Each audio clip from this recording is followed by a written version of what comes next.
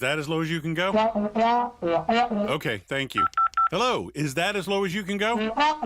Okay, thank you. What are you doing? Calling around to get the best rate on a car loan. Why? Everyone knows Alcoa 10 is the best choice to purchase a vehicle or refinance your current loan. And with low interest rates and 90 days to your first payment, it's a no-brainer. You can even apply online and sign all the documents from the convenience of your home. Yeah, I don't know what I was thinking. Alcoa 10 Credit Union. It's so easy. Go to atfcu.com for details. Rates are dependent on credit score and equal housing lender.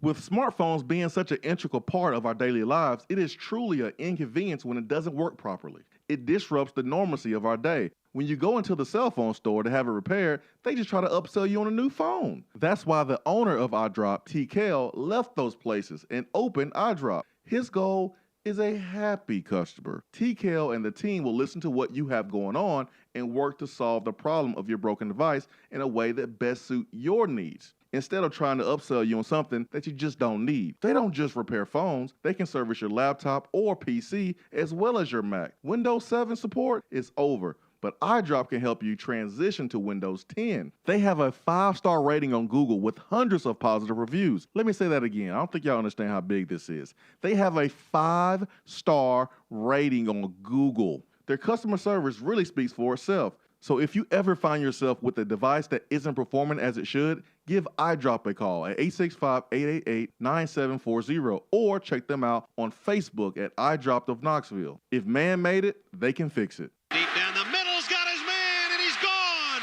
Jason Swain, touchdown. It's time for the Swain Event with your host, Jason Swain. My man. Real sports talk for the real sports fan. All you chumps are gonna bow when I whoop him. It's time for the Swain Event, fueled by Dead End Barbecue. Give me 2 rounds and a Ric Flair.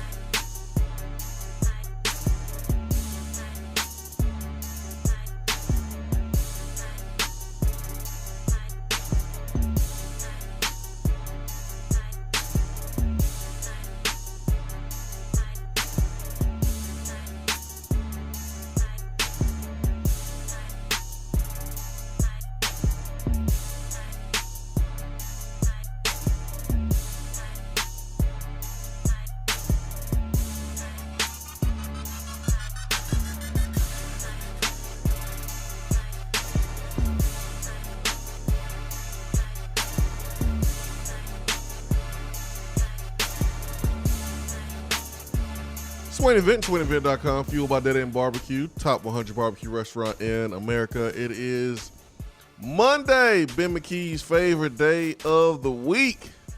Live here from the Low T Center studio. It is a beautiful, beautiful morning, beautiful opportunity here. Start the week on the Swain Event. Thank you for joining us, making the Swain Event part of your morning routine. Give us a call on the Iris Networks hotline at 865-255-03. You can download the free Swain Event app for Android, Apple devices. You can view the show a couple different platforms and added a new platform over the weekend. You can view the show in 4 different spots: Facebook Live, Twitter, YouTube, and Twitch. For all you gamers out there and folks that have Twitch accounts, you can also check out the show by going and subscribing and liking the Swain Event Twitch page. So we broadcast it on 4 different platforms where you can view the show. You can always stream the show on the app or at SwainEvent.com. Ben, what's up, man? Good morning. How was your weekend? It was good. It was good. I went and visited my parents. Shout out to my mom. She's having surgery this morning to remove a bone spur. So hopefully that all goes well. She's such a beast. She's a warrior. She is. So she'll be off her feet for 3 months, essentially. So that won't be fun. So went home and saw them, and they were preparing for that.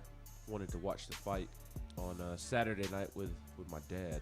So we got together and did that. That was fun. I wanted McGregor to win, so he might not win again. There were 2 reasons that was a bummer of an ending. A, he snapped his leg in half. I think Poirier would have knocked him out at some point. Poirier was destroying him in that first round.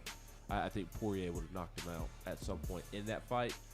But I wish we could have gotten an actual finish instead of a doctor's decision because McGregor's leg just snapped in half and gave out on him.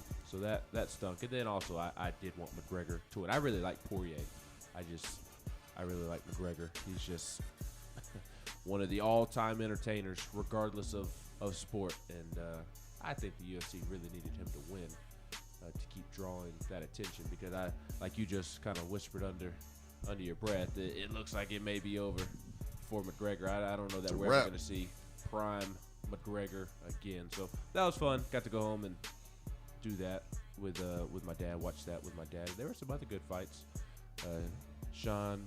Sugar Sean O'Malley was beating the mess out of dude, and dude was just taking it. That was interesting to watch. And yeah, I enjoyed watching Greg Hardy get put on his butt. Oh yeah, by Bam Bam, the Australian. That was fun. It's nice to see bad things happen to bad people. So I enjoyed watching Greg Hardy get knocked out. So yeah, I had a good weekend. And the draft, MLB Draft, was fun to follow last night. Today will be a big day for Tennessee baseball, so excited to follow that again today. Rounds 2 through 10, beginning at 1 p.m. Eastern, I believe, either 12 or 1. But big day for Tennessee baseball. But I had a good weekend. I hope you did too. Yeah, man, I was in our favorite city.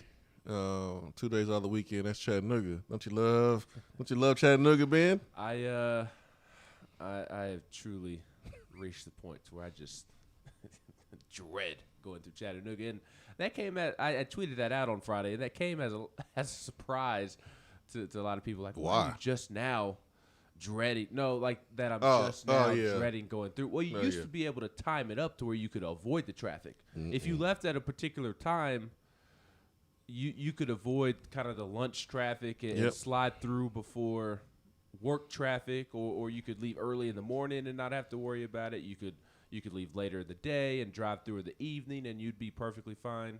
Now it doesn't matter what time you leave. You're going to get stuck in traffic. We left Huntsville yesterday at 7 a.m. just to avoid going through Chattanooga. Did you hit traffic? Yep, and we still got stuck in it. We left at 7 a.m., 7:30ish, and we still got stuck because around 10 a.m. you got hit. Yep, because they had the left lane closed over that new overpass that they've built. That the left lane closed. Split to Atlanta. Split. Yep, they had it closed. And then I did feel better though, because I mean that only slowed us down for a couple of minutes. It was nothing like it was on Friday. Friday it was just dreadful. From that split all the way until the curve going around the river, it was just bumper to bumper, a parking lot essentially. And then I looked later in the day yesterday, and Chattanooga was all red on my map. So that's why I was glad we left early. That's why you was tweeting and driving, Ben. I was stopped when I tweeted it. Got him. I had my wife tweet it. Hey, so I was in Chattanooga Saturday and Sunday. Daughter had a basketball tournament. Shout out to Dane Bradshaw. Ran into Dane.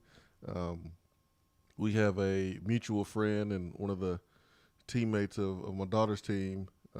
Close, they're family friends with Dane. So Dane lives in Chattanooga.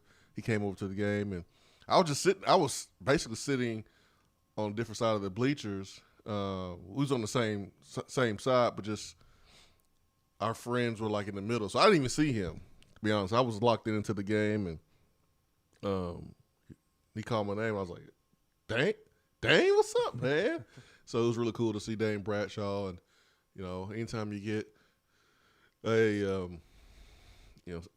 Tennessee great talking with the has-been like myself, man, we're going to talk Tennessee athletics, so we did that. But My daughter had a basketball tournament there at East Hamilton High School, so I got a chance to experience Chattanooga in a different way. The home of Urosh.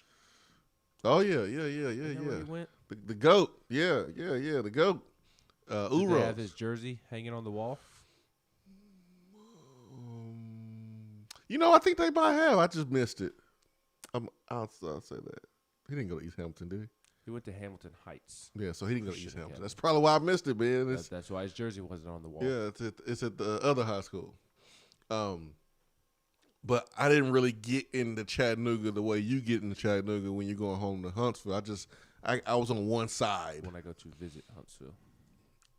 Well, go to Huntsville. I didn't say go home. Oh, you did. I didn't say go to your hometown. I'm picking at you. But I did experience a little bit of Chattanooga because the hotel was in like Ringo, and so I had to get back on 75 North. So I experienced some of the traffic, but man, it's unreal, man. Chattanooga traffic is unreal. Hopefully, when the construction is all up and done, 2042, that we're able to drive through and not experience any crazy traffic. But they have to find a way to make it a third lane around that curve. They have to. It'll be annoying to drive through while they're putting it in place, but that exit and everybody slowing down to go around the curve makes it HE double hockey sticks. It'll get better, man. It'll get better. I believe it when I see It'll it. get better. Like Tennessee football recruiting has gotten better in the month of July. It's gotten better. It's gotten better. Tennessee is added some pieces to the puzzle. Who knows how good the pieces will be until they actually get here and they are coached up. But Tennessee is on a little bit of a roll right now. And is it the new flavor of the month that's working in Tennessee's favor on top of some energy that Josh Heupel has built with the culture? Yeah, I think so. I think Josh Heupel, you give him credit for what he's done considering the circumstances. But at the same time, you understand that kids like the new flavor of the month. We've seen this with Derek Dooley. We've seen this with Butch Jones. We've seen it with Jeremy Pruitt. We've seen it with other coaches at other schools where they're new. Everyone likes the new guy, like Ben McKee when he walked the halls of Buckhorn High School for the first time. Had a little limp in his walk and had all the girls weak in the knees when he was walking through the hallways because he was a new guy. I think that is kind of what's going on right now for Tennessee, and that's okay. But man, Tennessee's adding some big boys up front, as we always need here in the SEC, and Tennessee's in place here in a few hours to possibly get another commitment, maybe from Cam Miller, who is announcing at 1 p.m. Eastern time. And I feel bad for some Tennessee fans because they're not going to be able to pop off their 3-star jokes if he were to pick Tennessee. He's a 4-star. I know, but people love to point out that Josh Heupel can only get 3 stars. So I wonder how they're going to be able to function today without anything negative to go off of. Like how are you going to be able to function with positive Tennessee football recruiting news, which Mo Clipper on Saturday should have been positive, should have gotten you excited. If you were ashamed of Tennessee picking up another 3-star, shame on you, because Mo Clipper is going to outplay his ranking at Tennessee. The staff is very high on him, projected to play tackle. Tennessee really likes him because they believe that he can play in all of their offensive line schemes and that he'll thrive in them. So similar to Squirrel White on, I believe it was Thursday, whenever Squirrel committed to Tennessee. Yeah, Thursday. He is. I put him in that same boat of 2 guys that are going to severely outplay their ranking. Mo Clipper is an offensive line commit that Tennessee fans should be very excited about, just like they should be very excited about Squirrel White. And you can pop off all the jokes about the 3 stars. At the end of the day, Tennessee isn't in a position to recruit like it once did. That's just the unfortunate reality of the situation. Well, the truth is nobody really knows if the kid is going to be good or not. It doesn't matter if he's a 4-star or a 3-star. It really doesn't matter. Now, if a kid's a 5-star, there's a better chance because they think this kid in 3 or 4 years will have a chance to play at the next level, play the NFL. But people are just cracking jokes just to crack jokes and hate just to hate, be negative just to be negative because you truly don't know. Correct. At the end of the day, you do not know how a player is going to adapt and how he's going to play at the University of Tennessee or wherever he's going. So I challenge folks to go watch the film on any player. It doesn't matter if he's a 1-star or 5-star, anywhere in between. Go watch the film. If you're a football fan like you claim to be, you watch plenty of football, you should know what good football looks like. How about you do your homework and go look at the film? That's what I would suggest people do, encourage people to do. So, but yeah, man, Tennessee's in position today. They got some big boys up front last week with some speed. This week they start the week off with a big-time in-state. In-state. Not only is Cam Miller in-state, but he's from Memphis. So that would be a big get for Tennessee if they're able to seal the deal. If they can do it. We got a lot of SEC topics to get to today. It's going to be hopefully a big day for Tennessee baseball program as the second round of the MLB Draft. Fingers crossed. Yeah, it takes place. Kind of took a little hit in the first round. Expected. But yeah, today should be better for Tennessee baseball. Swain Event, fueled by Dead End Barbecue. Hour 1 is brought to you by Hiller Plumbing, Heating, Cooling, and Electrical. HappyHiller.com.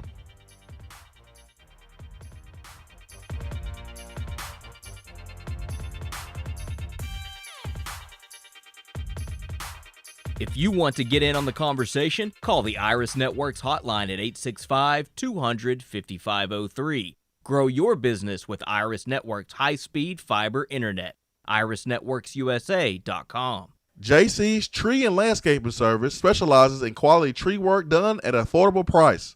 Trimming and removing trees are their specialty. They also offer other services like land clearing, stump grinding, crane services, and all of your basic landscaping needs for both commercial and residential. JC's will give you a free estimate and beat any written quote by a competitor to guarantee that you get the lowest price around. Don't risk your land with a fly-by-night service. JC's Tree and Landscaping is licensed and insured. Give them a call at 865-599-3799. We're here with Dr. Michael Carlson of Tennessee Regenerative Sports Medicine to discuss stem cell treatment and PRP. If you have orthopedic injuries such as shoulder pain, knee pain, Achilles tendonitis, or tennis elbow, you should give them a call. That's right, Jason. We specialize in regenerative non-surgical orthopedics. So we treat damaged tendons, ligaments, and joints by using ultrasound-guided injections with stem cells or PRP. And this form of treatment actually stimulates the body's own reparative process and allows for healing of the damaged tissue. So, Doc, what makes your training different than others? Well, Jason, I've been practicing in Knoxville for 26 years, and I'm certified in interventional regenerative orthopedic medicine through the American Academy of Orthopedic Medicine. So unlike the big seminars that will advertise stem cells, fly someone in for a couple hours to talk about supposed stem cells that you order off of a shelf, then they'll depart, leaving the patient wondering who will be the person injecting me and what their level of training is. At Tennessee Regenerative Sports Medicine, I'm the one doing the procedure, and we're using your own bone marrow stem cells or PRP. So in other words, it comes from you and it goes back to you. So you know exactly what you're getting and know exactly the level of training involved. Tennessee Regenerative Sports Medicine, trsportsmedicine.com. East Tennessee's leader in PRP and stem cell therapy. Good morning, Swain Event crew. As the weather heats up, so does our market, and from Johnson City to Knoxville, eager buyers are grabbing up many available properties. The chili is hot in East Tennessee, so if you are ready to buy or sell or want to talk more about our local real estate market, I'm just a phone call away. Or email me at jennifermorris865@gmail.com. And go Vols! When I made the move to my own studio, I was worried about this. I was worried about that. I was worried about, hey, did I get this piece of equipment? Did I get that piece of equipment? Does that sound good? Does that not sound good? One thing I didn't have to worry about, that was office furniture, because Office Furniture Outfitters met my furniture needs. With a 50,000 square foot facility, they have East Tennessee's largest selection and are the best value for new and used office furniture. Located in Knoxville, it's easy to find everything you need for your new space, including desks, file cabinets, chairs, conference tables, and more. Office Furniture Outfitters is turnkey. They came to my place, we mapped everything out that was needed, they delivered, and get this, set everything up. To learn more about what Office Furniture Outfitters can do for you, log on to ofonox.com. That's ofonox.com. For a replay of each day's Swain Event TV, like us on Facebook.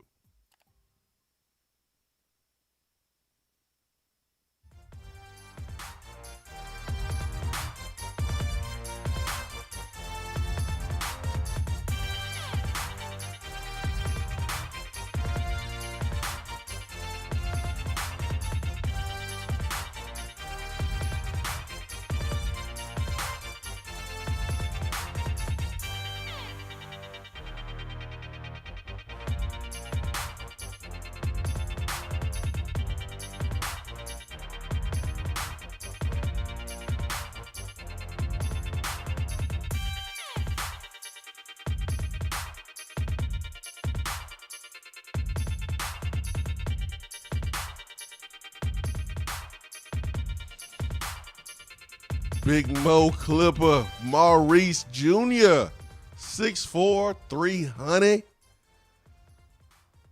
from Milton, 300 pounds from Milton High School in Alpharetta, Georgia. They put some players in college from Milton. They play some good football there. Mm-hmm. And so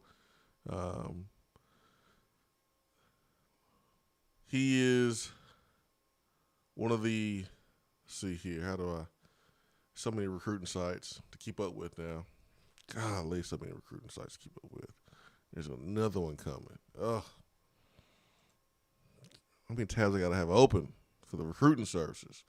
So according to Rivals, Mo Clipper is, top 100 player in Georgia, top 85 player in Georgia. He's a 3-star, Alpharetta, Georgia, and then on 247 he is a 3-star composite, 75th in the state of Georgia.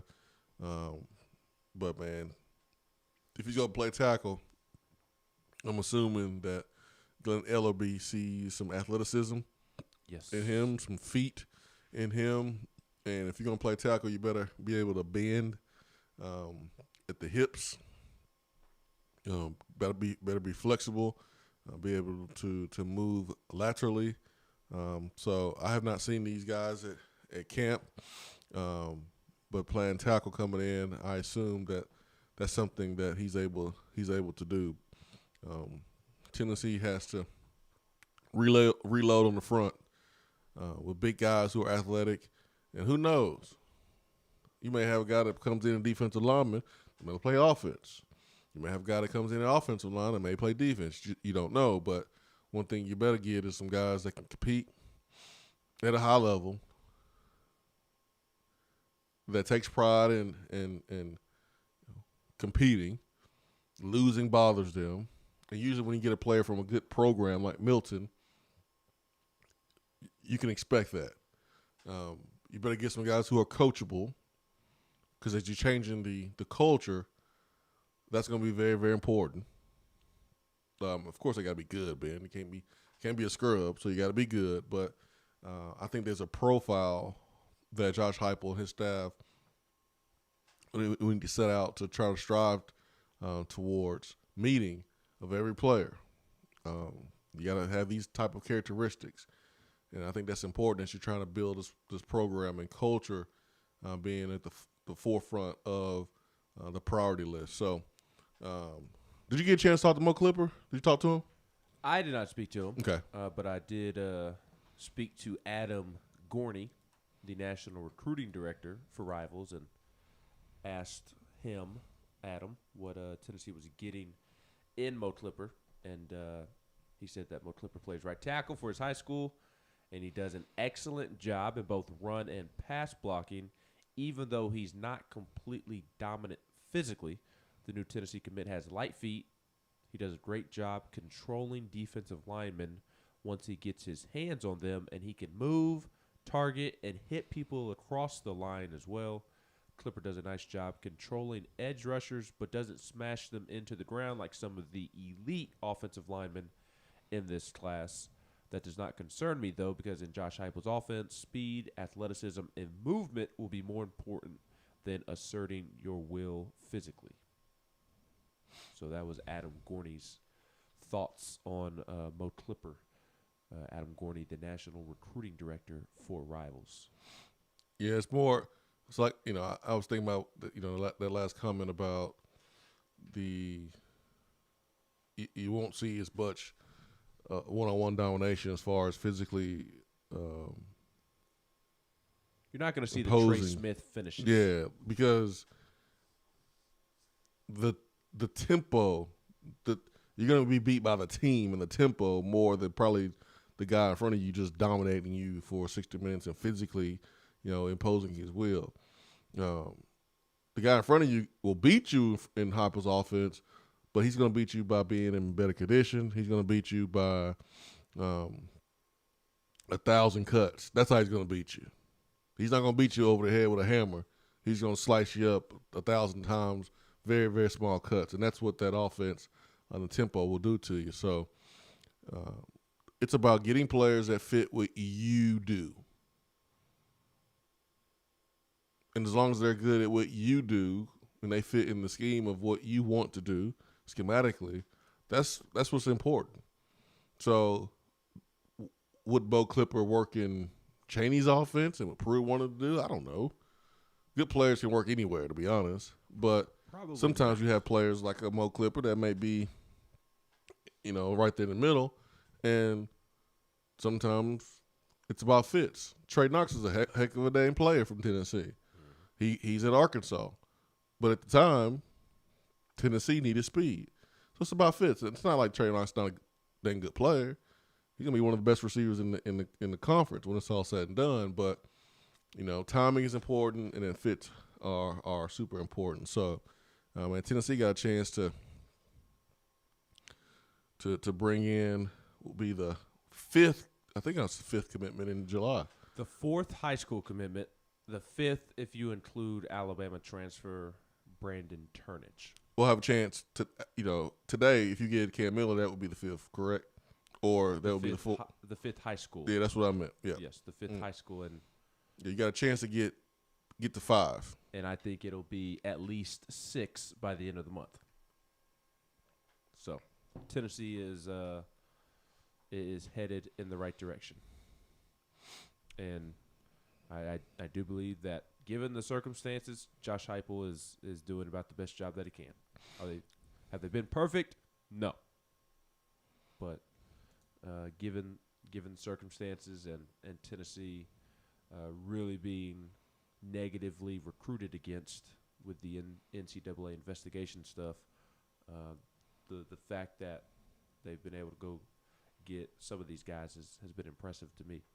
Fake Bob Kessler says, "Good morning, guys," on the text box this morning. That is on your free Swain Event app where you can interact with the show. But Fake Bob Kessler says, "Good morning. What a sports weekend. Our 5-star Chandler wins goal after a scary fall." And man, I saw the fall. I hate those falls make me cringe. When a guy goes up to dunk and hand slips off the rim and kind of turns upside down. And he smacked his jaw. That makes me cringe. I hate watching those videos. That's scary, man. I broke my wrists in 7th grade doing this same exact thing, man. I wasn't as high as Chandler. I was just down dunking at that time. But, dude, the ground doesn't give at all. It's like one thing to land on grass or land on turf because there's a little bit of cushion. In basketball, nope. That ground is undefeated. It is hard. So I'm shocked that he was able to walk away without any serious injury and was able to play the next game. But Kenny Chandler, man, he's already going against the stereotypes of basketball players when they get hurt. Laying on the ground, being out two months with a pinky sprain. Oh, man, Kennedy tough, man. Went back in there next game and balled out. Kessler also said, fake Bob Kessler says Acuna tears his ACL. McGregor breaks his ankle. And England suffers one of the biggest heartbreaks like they did back in 1776. And then Ben's baseball team gives up 6 runs in the bottom of the 9th to lose. Last I checked, the Yankees won 2 of 3 on the road in a hostile environment against the hottest team in baseball entering the weekend. Won the series, huh? So, won the series. That's all I care about. Won the series. Andy says Swain throwing it down on the 8-foot goal. They'll have 8-foot goals in middle school gyms. I know who was happy about England losing yesterday. Who's that? Tennessee's head baseball coach, Tony the Italian Vitello. That's right. Tony Vitello had quite the weekend. Was at the McGregor fight in person with a couple of coaching buddies, and also saw his native country win the whatever tournament that was it the Euro Cup? Was he sitting in VIP with that new contract money? I don't know, but I was stunned that the UFC, when it was showing all the celebrities, that it didn't show Tony Vitello. It just made no sense to me. Yeah, but I don't know. He's the biggest celebrity there. Hey, man. Tony Vitello was like, yeah, I'm about to get this contract. I'm about to enjoy myself. I deserve it. And he's right. He does. And then I'm sure he is going to have a mini heart attack today, as today will be a roller coaster of emotions for him with the draft. Absolutely. It's gonna be good to see you guys that he helped develop, won with, had some tough losses with, get a chance to live out their dreams, man. Live out their dreams. Be a really, really cool moment for him and his baseball program. Quit hating, Andy Mizuno. Quit hating. Swain Event, fueled by Dead End Barbecue. Be right back.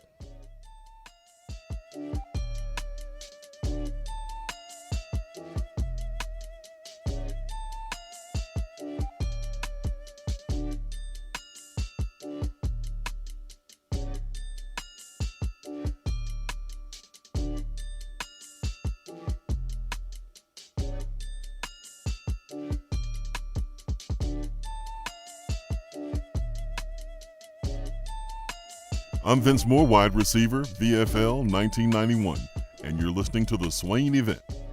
Out-of-town law firms have been swarming into East Tennessee lately. Firms from Memphis, Chattanooga, and Birmingham have stormed into the area. Wouldn't you rather do business with a local law firm? You know, a true neighbor. Marcos Garza and the pros at the Garza Law Firm are just that. They are our neighbors and friends that support local causes year-round. The Garza Law Firm works to serve you professionally on criminal matters, injuries and accident matters, and Social Security and disability filings. The Garza Law Firm is here for you at GarzaLaw.com. The Garza Law Firm. Let us help. If you're coming to Knoxville and need a place to stay, do yourself a favor and book a room at Hampton Inn Paper Mill, also known as the Hampton on the Hill. This award-winning property is literally in the top 5% of all Hampton Inn properties. The GM, Stephen Lawrence, is a good old local boy who grew up in the business around Knoxville. He and his staff are always available, always willing to help, and will go above and beyond for their guests. The newest Hampton Inn in Knoxville has clean, affordable rooms, flat screens, fridges, and microwaves in every room. Plus, breakfast is included in every rate. Not to mention, there's also a pool and fitness center on site. If it wasn't so close to amazing restaurants, bars, and shopping, you would never want to leave. At only 6 miles from campus, you're still right in where the big orange action is. Go to HamptonInn.com, search Knoxville, and book your room at the Hampton Inn Paper Mill, or call 865-693-5400. Top 100 barbecue restaurant Dead End Barbecue is a no-brainer when you are craving the smoky flavor of quality Q. Dead End makes it easy to enjoy their fantastic menu with online ordering from Chow Now for pickup, Or if you don't feel like leaving the house, then have Dead End Barbecue delivered right to your door by Loco Knoxville or Bite Squad. Cheer on your favorite team with the best barbecue around. Check them out online at deadendbbq.com. Dead End Barbecue. The search is over.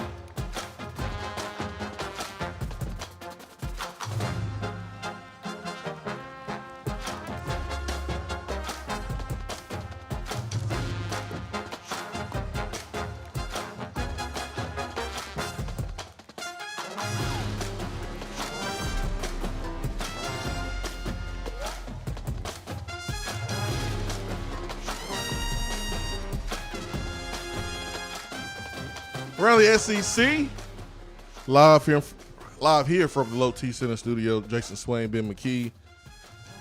Mondays are always good for good SEC updates. So Ben, take us away. There honestly wasn't really anything that took place. Oh, I got something for you this weekend. Oh, I got something. We're not talking about that South Carolina photo that came out. Oh man, ain't talking about that one either. But my goodness. My goodness. The only thing I got for you is that 4 SEC pitchers went in the first round of the MLB Draft. Last night, Jack Leiter was the first off the board at number 2 to the Texas Rangers. Kumar Rocker went 10th to the Mets. Mississippi State's Will Bednar went 14th to the Giants. And Gunnar Hoagland, I don't know. The Ole Miss pitcher went to the Blue Jays at number 19. Other than that, it was a quiet weekend. But what do you have for us? Former LSU coach Les Miles, man. I was saving that for what? But we can talk about it now. That's definitely for what, for sure. But report details an alleged $50,000 payment to Kansas player under Les Miles after reported threats and harassment from teammates. So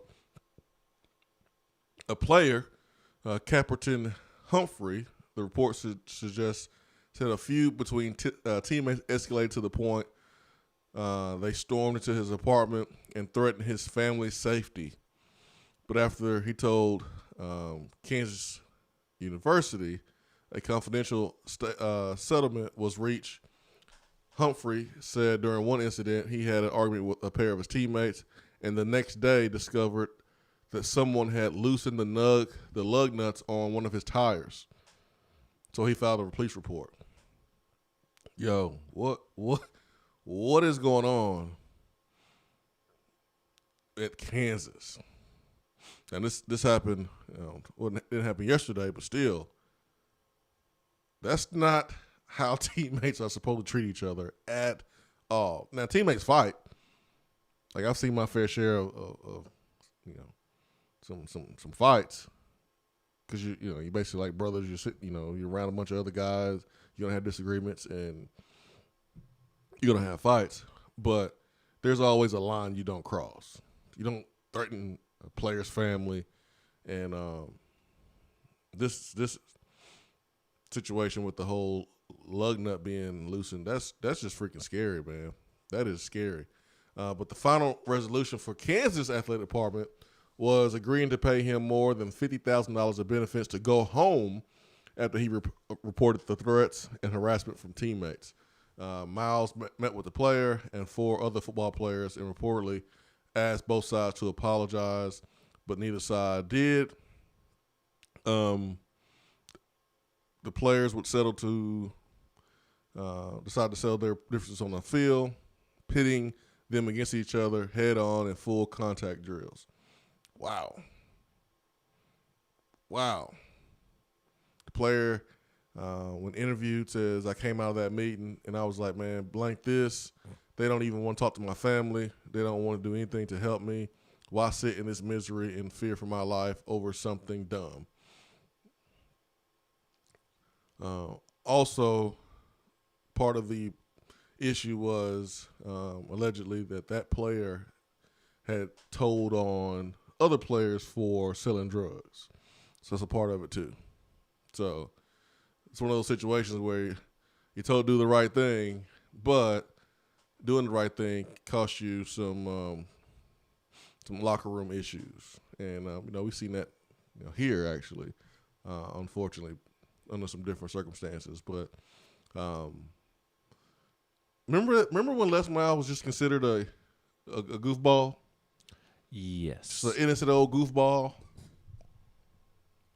Between this and what happened at LSU, I mean, Les Miles is a bad dude, or has some really bad experiences and total lack of judgment. But do you also remember when Tennessee was looking for a coach? When Coach Foreman took over as the AD, and people were like, "Man, look at that, man! Les Miles is available. Come on, man! There's a guy that's proven he's a national championship, winning coach. He's out there." And Tennessee just never really was interested in Les Miles. And there's a lot of schools that just wasn't really interested in Les Miles. And it didn't make any sense because he was a national championship winning coach. But I think I know why. And I think that the people making the decisions knew a lot more about Les Miles than the public. And there's coaches right now who are coaching that the public wants, and the public may have a certain view of him, but administrators and coaching circles know more about that coach. They wouldn't touch that coach with a 10-foot pole. That was the case in Tennessee's coaching search. There's some things that's not public that there's many administrators who are like, nah, I don't want those issues. We know what he's doing behind the scenes. We know what he's doing and how he's running his program. The public may not know, but we don't want those problems here. But Les Miles, what a hit to his legacy. And it should be. This is terrible. These allegations from his time there at Kansas. And he was just at Kansas for, a year or two? I think 2 years. So you're allowing this to happen in your 24-month stay in Kansas. Imagine what was swept under the rug at LSU. And he's actually winning, which makes it easier to sweep things under the rug. Yeah, he was at Kansas for 2 years. Wow. So I got that, and then also it is about South Carolina, but not about the pitcher of the Carolina football player and the different pose that he had going on there. But it is about a former South Carolina player and J.C. Horn, and this is a whole nother can of worms that I sure do want to open because it can apply to anybody, especially us here at Tennessee. And it has happened here at Tennessee, and that is 4-star high school player Chris Graves was coached by Travaris Robertson, DB coach there in South Carolina. Well, T-Rob is not coaching at South Carolina anymore. He's coaching at another school. That school is Miami. Well, J.C. Horn just vouched for his coach because J.C. Horn is in the pros, his first DB off the board. If you're T-Rob, if you're Travaris Robertson, and you want someone to speak on your behalf, J.C. Horn is the best person that can speak on your behalf. Well, J.C. Horn did that, and South Carolina fans feel like that J.C. Horn is a traitor because he pushed the kid to go to Miami rather than going to South Carolina. Ben, how do you feel about that? That's a tough position to be in. Yeah. If I'll let you chew on it a little bit more. So Tennessee, I don't like it off the cuff. Well, I'll share what happened in Tennessee. I'll try to refresh your memory and see if you remember this. You may or may not.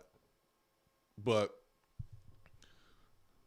Trooper Taylor, coach here at Tennessee, coach wide receivers, did a great job in recruiting, developed a lot of relationships.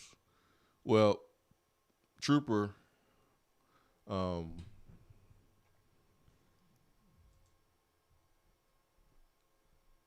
went on to coach at I want to say it was Oklahoma State. Oklahoma State, and then went to Auburn. But during his time here at Tennessee, he coached Gerald Jones. Mm-hmm. Remember, Gerald Jones had the G gun. Was a dang good player for us. Was very, very reliable. I really great like Gerald hands. Jones. So Gerald Jones, when Tennessee was recruiting a player, Gerald Jones had talked to a player that Trooper Taylor was recruiting while he was no longer the coach at Tennessee. And Gerald Jones just vouched for Trooper. But in vouching for Trooper, it made it seem like that Gerald Jones was steering kids away from Tennessee and to wherever Trooper was at the time, which was probably Auburn or Oklahoma State. I think it was Auburn. And I remember we had Gerald Jones on the show when that stuff happened to kind of explain what happened, and he did a good job doing that. But that's a tough position to be in because I can understand really both sides. You can look at Tony Vitello, and today is going to be a special day for him, right? These players that he helped, that he developed, he built these relationships with, they're going to go to the MLB. And let's just say Tony Vitello was going to coach somewhere else this year. Why wouldn't Tony Vitello tell a recruit to go talk to Max Ferguson? Hey, ask Max Ferguson how I am as a coach. If you're Max Ferguson, are you gonna tell Tony Vitello, nah, I can't do that? Or are you gonna say, yeah, coach, man, you done a lot for me. You know, I'm gonna vouch for you as a coach. That's a tough position to be in, man. So what would you do, Ben, if a coach that you have a great relationship with is coaching you at Tennessee, he moves on to a different position, and he wants you to vouch for him as a person with a high school recruit?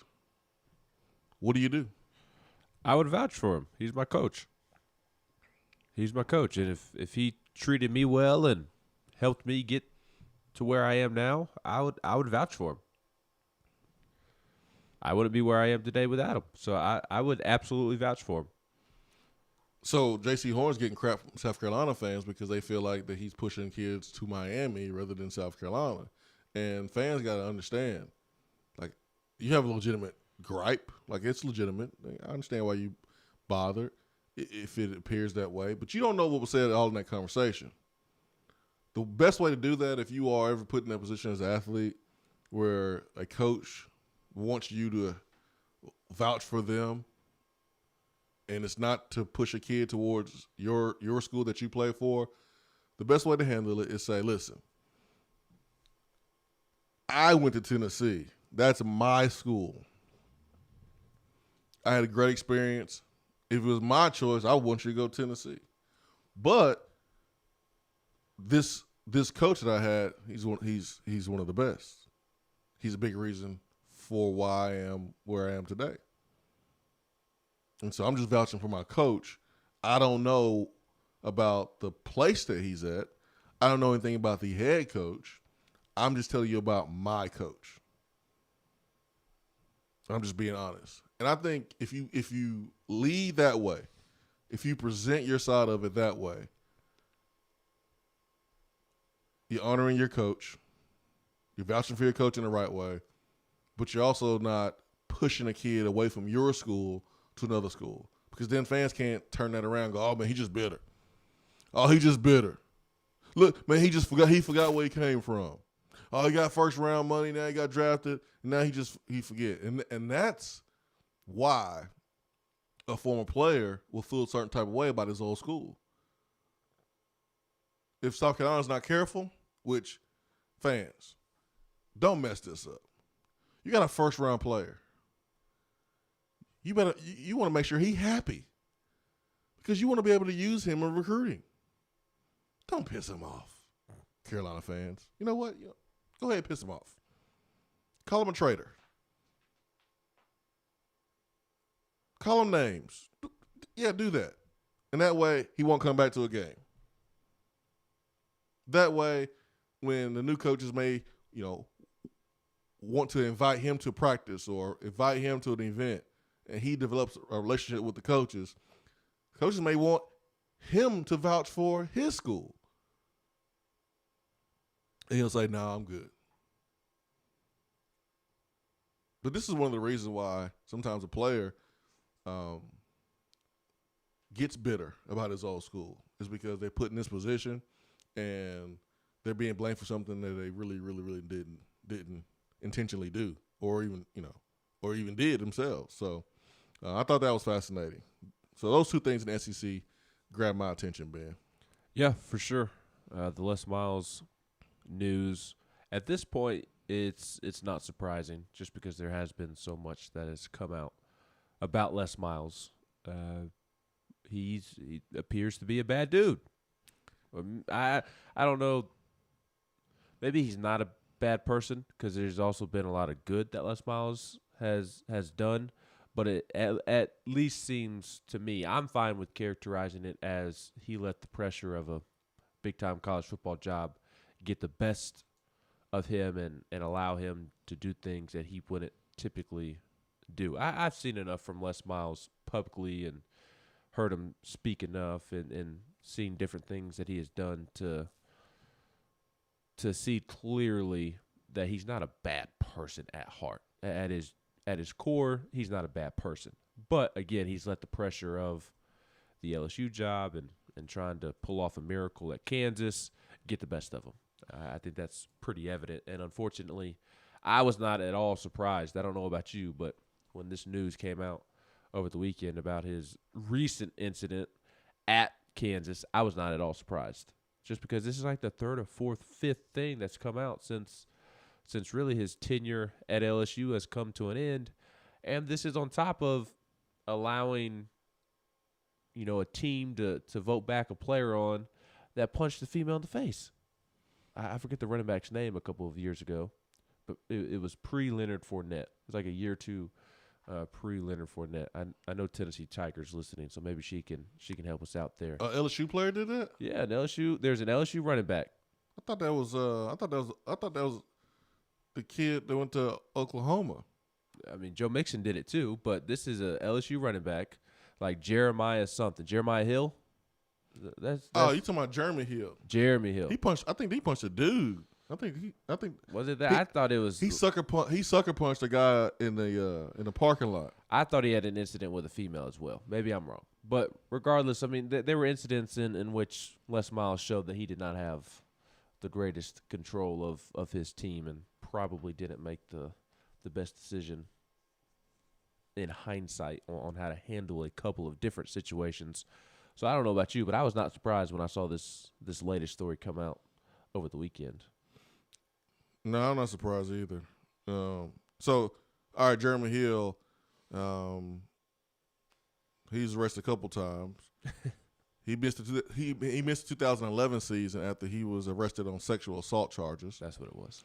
And then he was arrested in 2013 when he allegedly punched a man outside of a bar. So that was the sucker punch in the parking lot. I do remember that.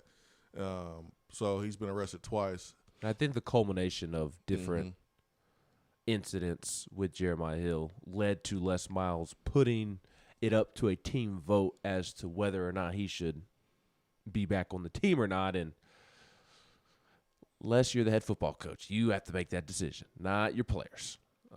So just several incidents like that throughout his LSU tenure, and then all of the stories that have come out since. Boy, talk about a reputation that's been just completely destroyed within 2, 3, 4 years span. It is completely flipped on Les Miles. Yeah, that's why I said, I mean, if that went on at Kansas in 2 years of losing, what went on at LSU when he was actually winning? Right. Pretty sure there's a ton of stuff that was pushed under the rug and never saw the light of day. But you made a really good point. The pressure to win at this level is so great that you can take a great guy like Mark Richt, put him at Georgia, and you're still going to have issues.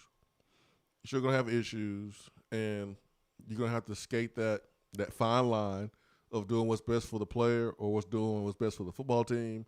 And sometimes when you do what's best for the player and not kicking him off, it makes it seem like that you believe in those same things, that you just allow those things, even though you're going to punish that player, even though you're going to hold that player accountable and you're going to try to rehabilitate that player. But man, the pressure of being a coach at this level, man, it's tough. So changed Butch Jones, as we've talked about several times. It changed him. Yeah, it changed him. It's changed a lot of people. I mean, I think Jeremy Pruitt is a butthole regardless of what profession he is in, but it made him even bigger butthole because of the pressure of the job. Yep, and he had some power too. Yep. So, no, I ain't disagreeing with you on that one. Hopefully, it does not change Josh Heupel. There are certain guys that are obviously the ones that are successful. It doesn't change them, or maybe it does change them in some form, but they know at least how to handle it. Yep. Brandon Luckett on the text box when I asked you about what would you do if you were a player in J.C. Horn's place or Gerald Jones' place, he said that I would be honest about how good of a job the coach did, but also talk about how good of a time I had at Tennessee. Yeah, kind of like I said there. That's just a tough position to be in. And I think you kind of got to know the potential outcome from your fans. The fact that you're even talking to them, they're going to assume that you're pushing them away from Tennessee, away from your school. So you just got to make sure that you don't give the fans a reason to say that. When that player interviews and he's asked about the conversation with the star, if that player shares what it said, he's sharing exactly the truth. So you got to cover your bases there if you are putting that J.C. Horn or Gerald Jones position. All right, we'll get to the text box to start hour number 2. We got touchdown turnover. We got Attaboy. We got For What in hour number 2 as well. Ben McKee, Jason Swain. Hour number 1 was brought to you by Hiller Plumbing, Heating, Cooling, and Electrical. HappyHiller.com.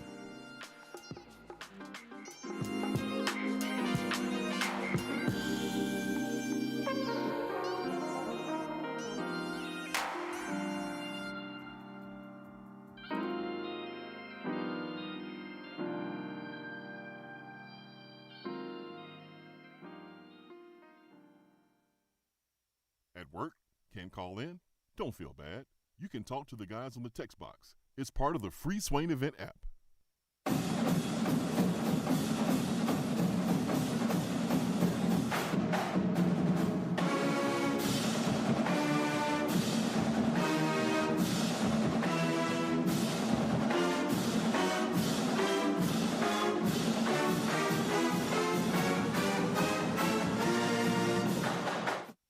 Top 100 barbecue restaurant Dead End Barbecue is a no-brainer when you are craving the smoky flavor of quality Q. Dead End makes it easy to enjoy their fantastic menu with online ordering from Chow Now for pickup. Or if you don't feel like leaving the house, then have Dead End Barbecue delivered right to your door by Loco Knoxville or Bite Squad. Cheer on your favorite team with the best barbecue around. Check them out online at deadendbbq.com. Dead End Barbecue. The search is over. When you see the happy face on our truck, you'll be smiling because you'll know that you're in love. At Hiller, we care about your family's comfort all year long. If you get caught without air conditioning this summer, we're offering a free service call with any repair. That's a free service call when we do the work on your HVAC system. Visit happyhiller.com to schedule your appointment today. Call the happy face truck today.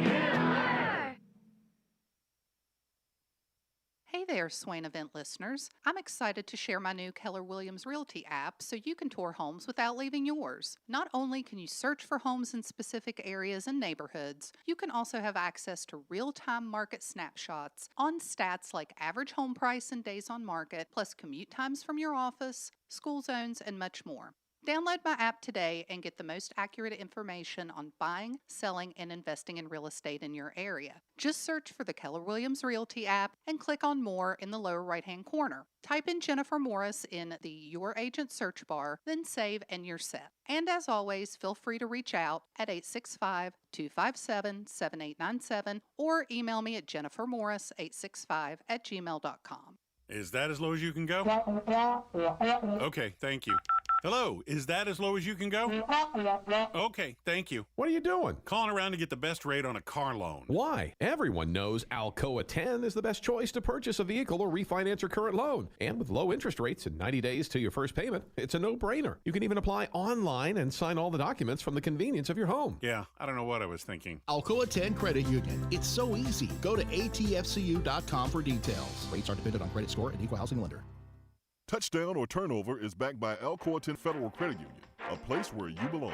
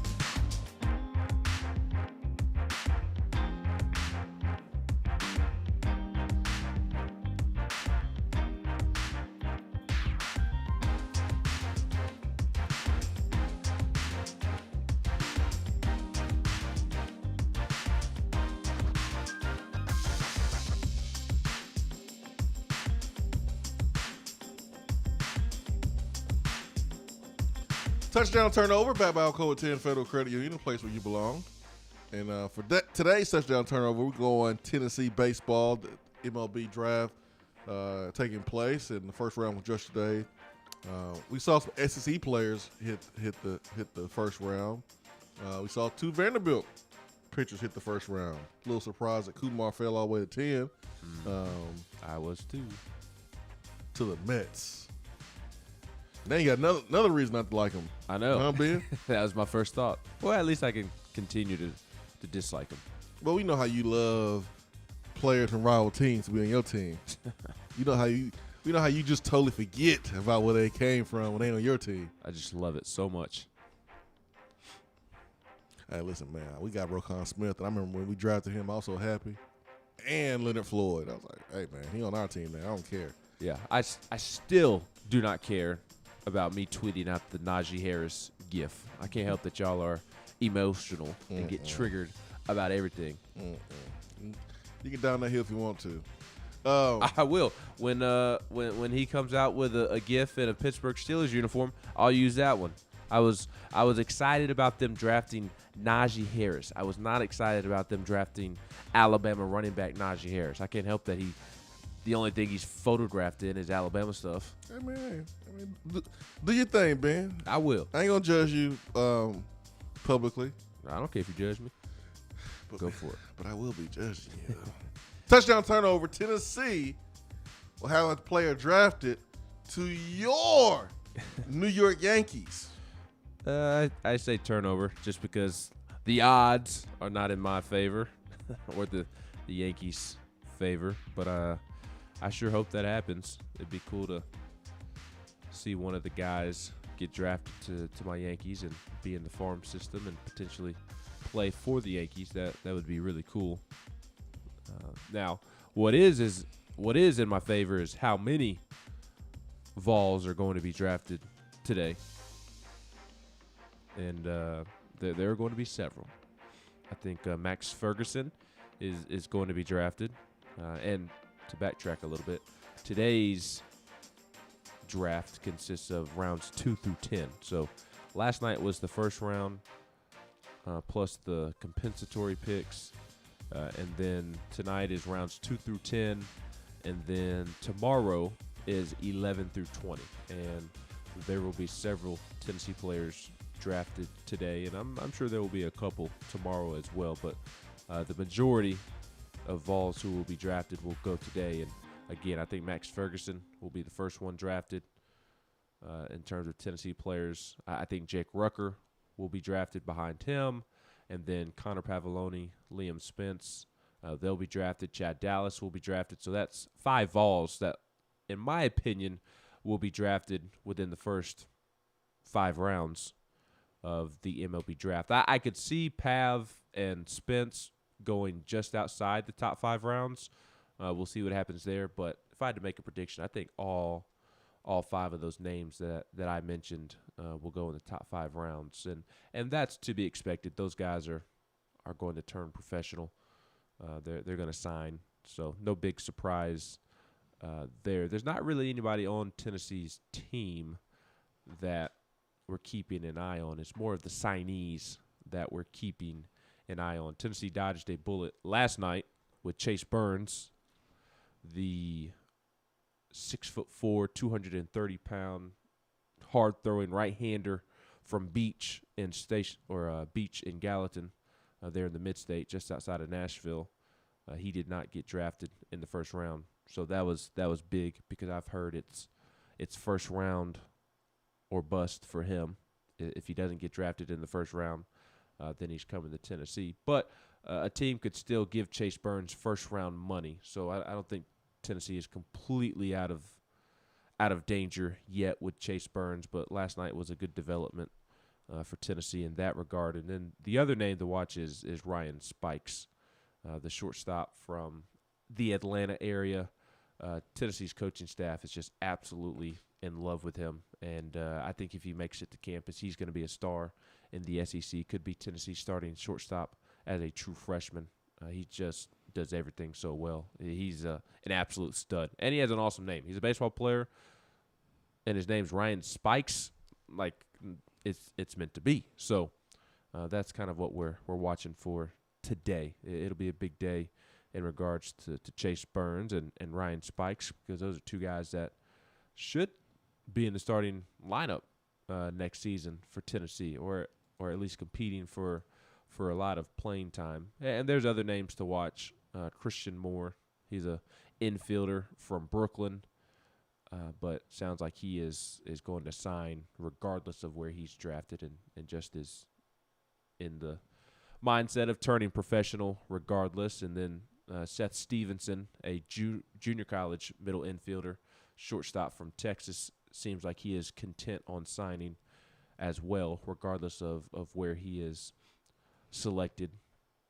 But Dayton Dooney, he is a JUCO middle infielder. That's a good name too.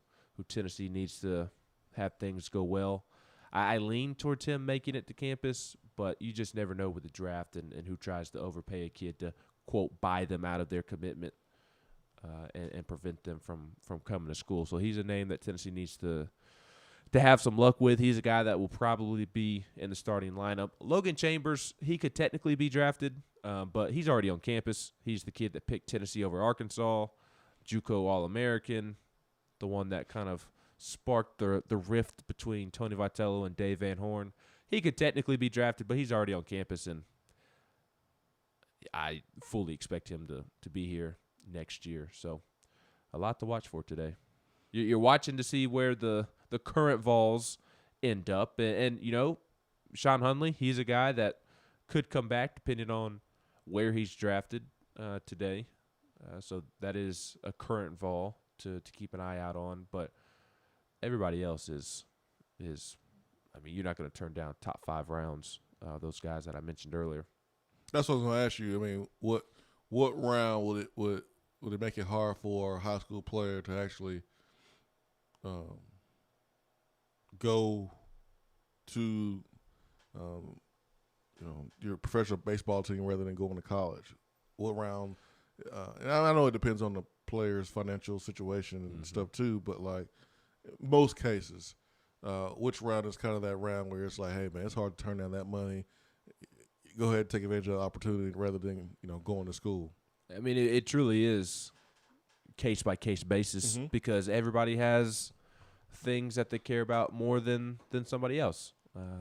Everybody has different determining factors. What round is like – so here's what I'm starting to say. So like in football, getting top 10 money – so let's say you are a junior or a player that's removed from high school for 3 years, so you can be like Larry Fitzgerald, who came out as a sophomore, but that's because he's a military.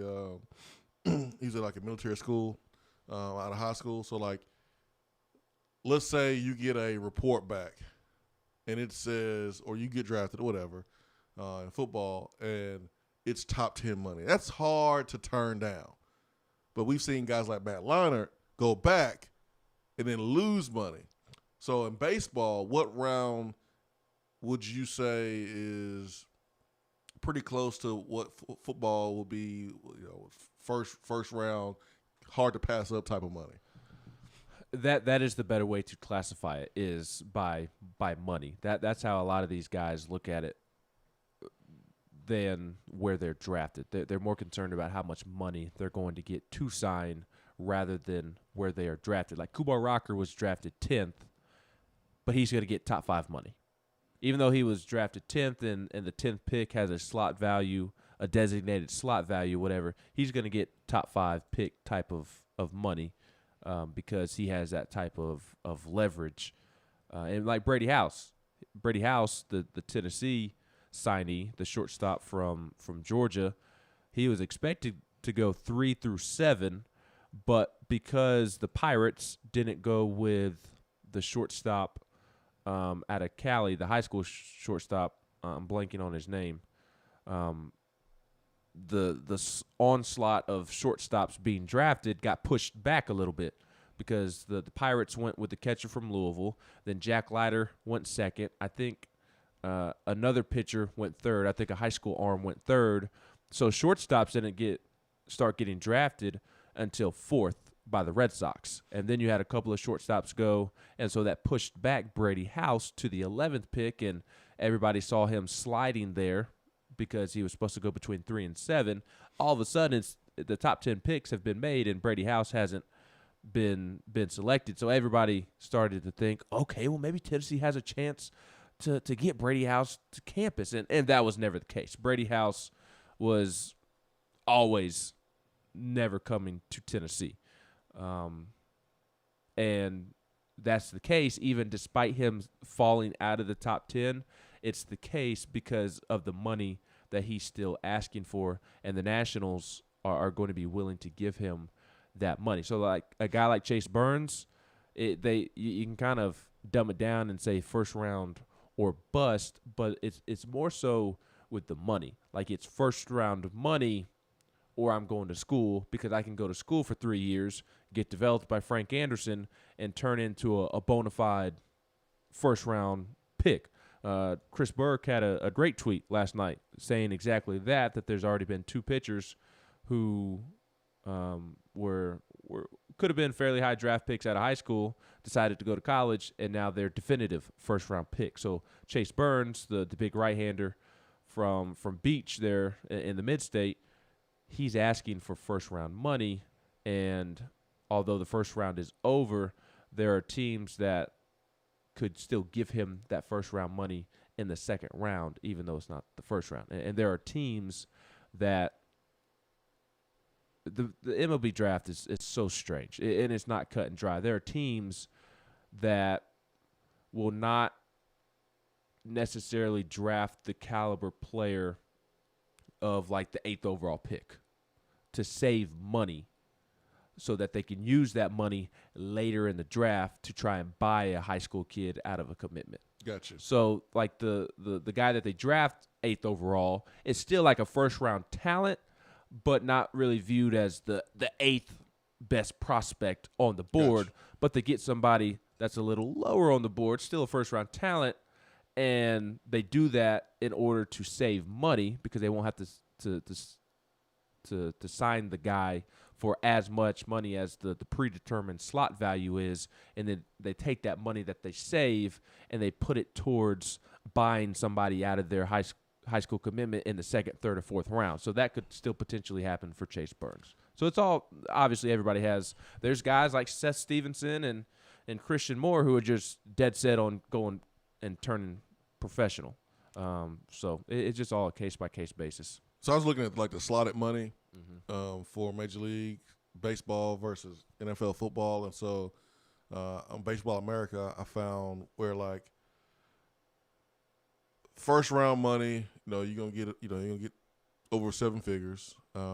Second round money gets all the way down to right at the 3rd round is where like around the 70th pick, we're talking like below that $1 million threshold. And then you got to think about taxes too. So 3rd round, and then 3rd round is like high 800s. And then by the time you get to the 4th round, we're talking like $500,000. And then 40% of that, like you only get 60% of that. And so if in the NFL, that would be like a 5th, 6th, probably 6th round pick. I'm coming back for that, NFL. But like you just said, sometimes the money can be negotiated, and teams can decide to pay you more than actually where you got drafted. So I just found that fascinating. That college coaches have to deal with that, and Tennessee can recruit at a high level, but man, you can't recruit too good because you lose players to the draft. Yeah, and that's true. But also on the same note, like you pick up commitments so early. Like Tennessee's class of 2025, which I believe is 8th graders right now, or just finished their 8th grade year, one of the two. They already have 5 commitments in that class.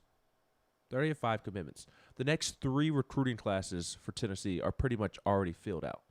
The one that just signed, next year's class, and the class after that already have 15 to 20 players in it. They pick up these commitments when the 8th, 9th, 10th graders.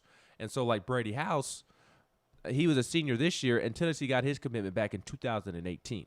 That's crazy. And so Tennessee knew at the time that he was going to be one of the top-ranked guys in his class, and he was the number 1 overall recruit, according to Perfect Game. I believe he finished as the number 1 overall recruit, according to Perfect Game.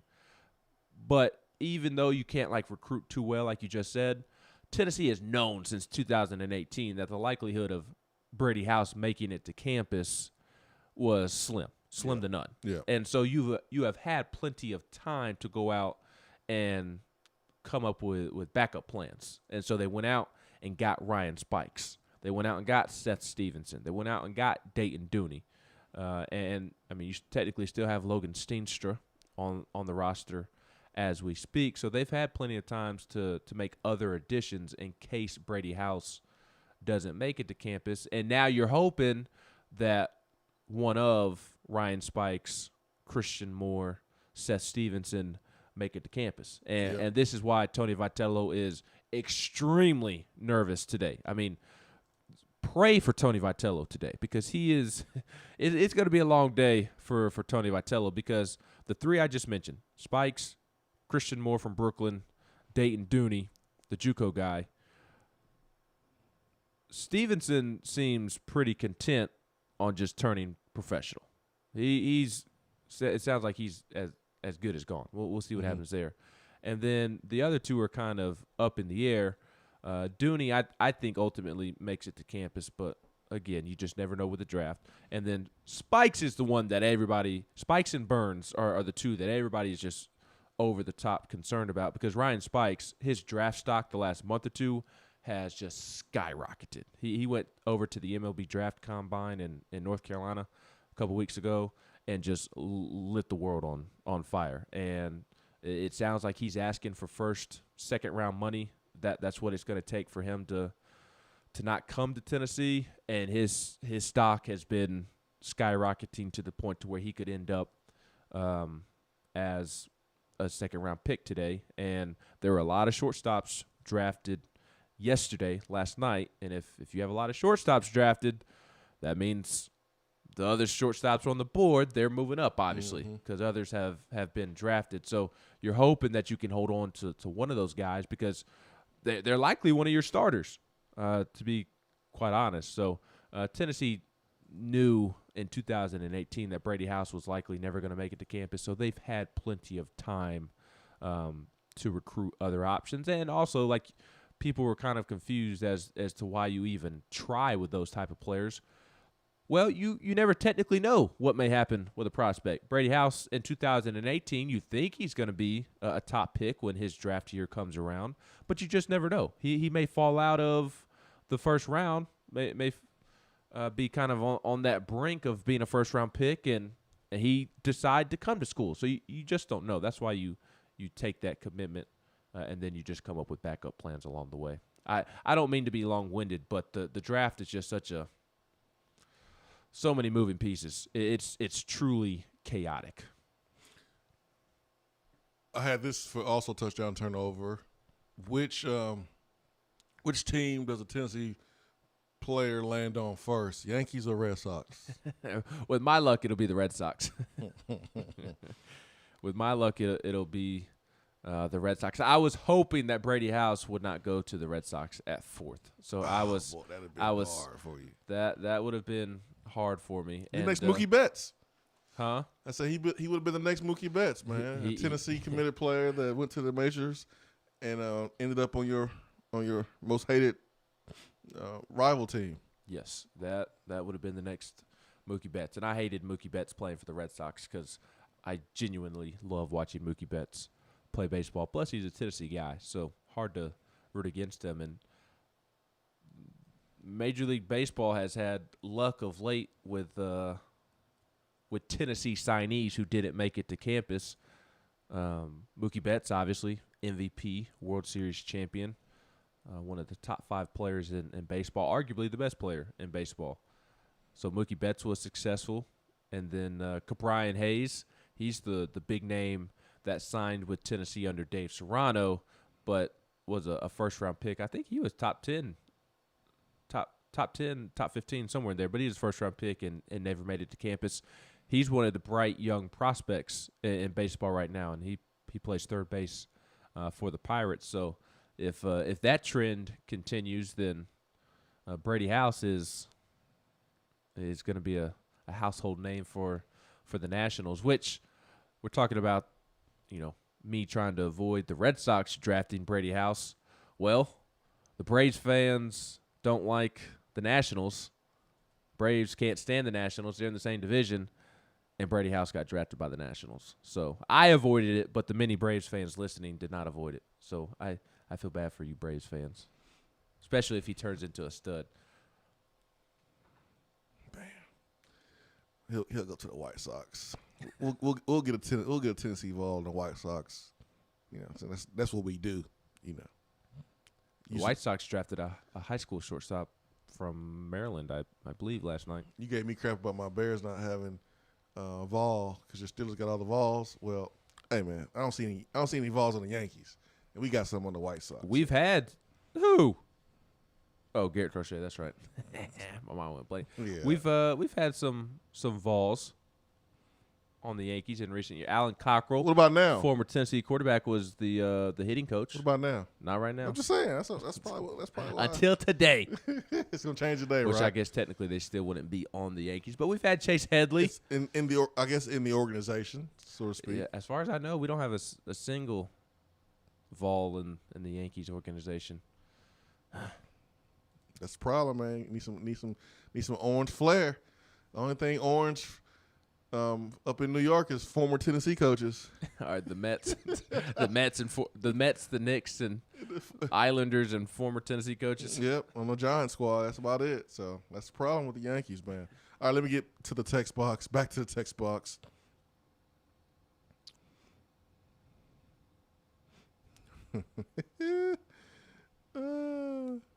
Tennessee Tiger says MLB Draft is the only one where you secretly don't want your players to go high. Oh man. Yep. It was funny watching Tim Corbin. I watched the MLB Network broadcast, and Tim Corbin was on the MLB Network broadcast all last night, and it was funny to watch his reaction when some of the Vanderbilt commits were drafted. Jordan Lawler, a shortstop, was picked 6th overall by the Diamondbacks, and you could just see it on Tim Corbin's face. Yeah. This is just a great young man, very mature for his age. I'm so happy for him. Can't you see the happiness in my face? I'm so happy. I tell you what, Florida got hit really hard last night. They had 3. Florida has the number 1 overall signing class in the country, and they had 3 signees drafted in the first round last night. Andrew Painter, a pitcher, he went 13th to the Phillies. Jay Allen, an outfielder, he went to the Reds at 30. And then Chase Petty, a pitcher who went to the Twins at 26th. And none of the 3 are expected to make it to Florida. So Florida had 3 signees that they lost last night, which you don't hate to see. You just hate to see that. Golly, that stinks.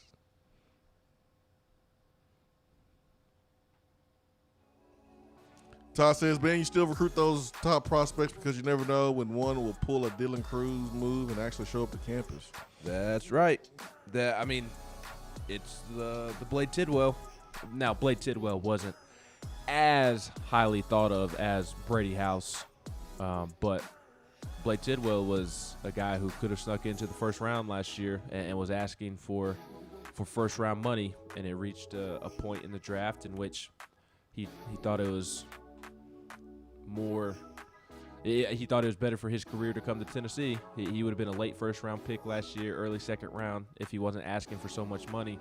And he passed on that, and he's going to come to Tennessee for 2 years because he is old for his grade. And he's good. I would imagine he's a top 10, top 15, top 20 pick next year. And I think Chase Burns is about to follow that same route. You see minor leaguers all the time who played college baseball. They always advise high school recruits to go to college instead of going straight to the minor leagues. It's better for your development. Swain Event, Tennessee added a quarterback to the roster. Chip Payne is busting our butt over here for not mentioning it. So we'll talk about that as we come back from break. Swain Event, be right back.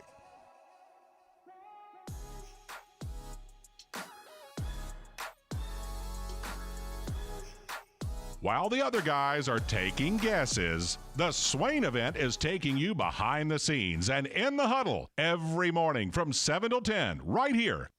Out-of-town law firms have been swarming into East Tennessee lately. Firms from Memphis, Chattanooga, and Birmingham have stormed into the area. Wouldn't you rather do business with a local law firm? You know, a true neighbor. Marcos Garza and the pros at the Garza Law Firm are just that. They are our neighbors and friends that support local causes year-round. The Garza Law Firm works to serve you professionally on criminal matters, injuries and accident matters, and Social Security and disability filings. The Garza Law Firm is here for you at garzalaw.com. The Garza Law Firm. Let us help.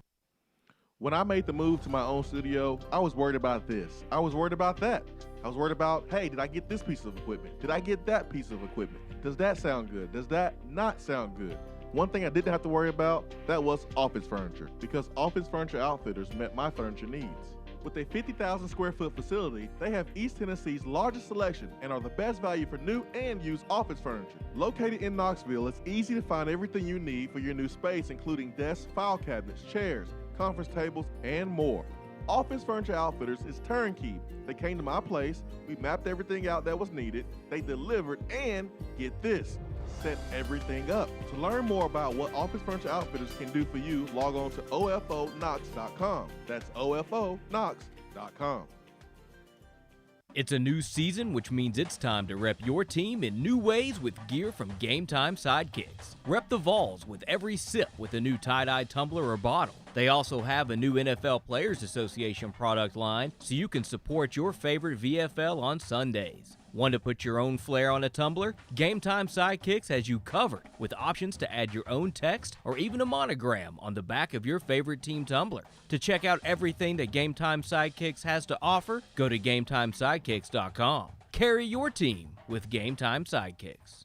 We're here with Dr. Michael Carlson of Tennessee Regenerative Sports Medicine to discuss stem cell treatment and PRP. If you have orthopedic injuries such as shoulder pain, knee pain, Achilles tendonitis, or tennis elbow, you should give them a call. That's right, Jason. We specialize in regenerative non-surgical orthopedics. So we treat damaged tendons, ligaments, and joints by using ultrasound-guided injections with stem cells or PRP. And this form of treatment actually stimulates the body's own reparative process and allows for healing of the damaged tissue. So, Doc, what makes your training different than others? Well, Jason, I've been practicing in Knoxville for 26 years, and I'm certified in interventional regenerative orthopedic medicine through the American Academy of Orthopedic Medicine. So unlike the big seminars that will advertise stem cells, fly someone in for a couple hours to talk about supposed stem cells that you order off of a shelf, then they'll depart, leaving the patient wondering who will be the person injecting me and what their level of training is. At Tennessee Regenerative Sports Medicine, I'm the one doing the procedure, and we're using your own bone marrow stem cells or PRP. So in other words, it comes from you and it goes back to you. So you know exactly what you're getting and know exactly the level of training involved. Tennessee Regenerative Sports Medicine,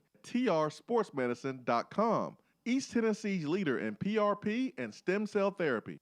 You don't have to take an L just because you can't listen to the Swain Event live. You can catch up on the podcast posted daily on the app, online, and on iTunes.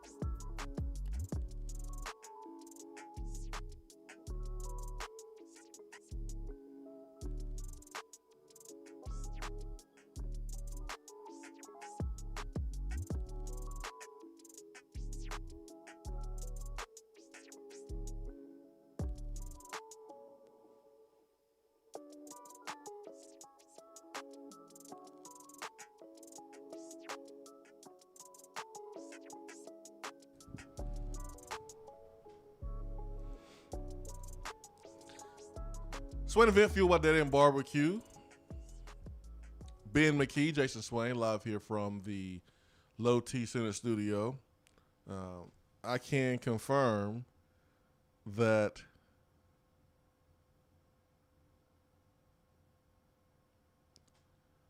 (2021), everything I've ordered at Dead End Barbecue for myself has been one item: wings. Feel bad for you. No, feel bad for me? Psh, yes. Wings are fire. That means you have gone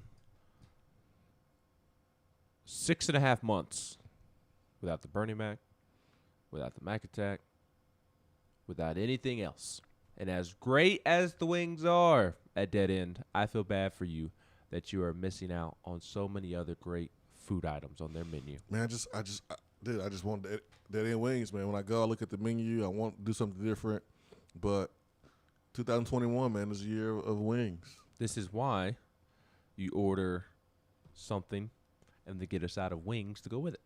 Well, what I usually do is like the girls get something else, and then they don't eat their food.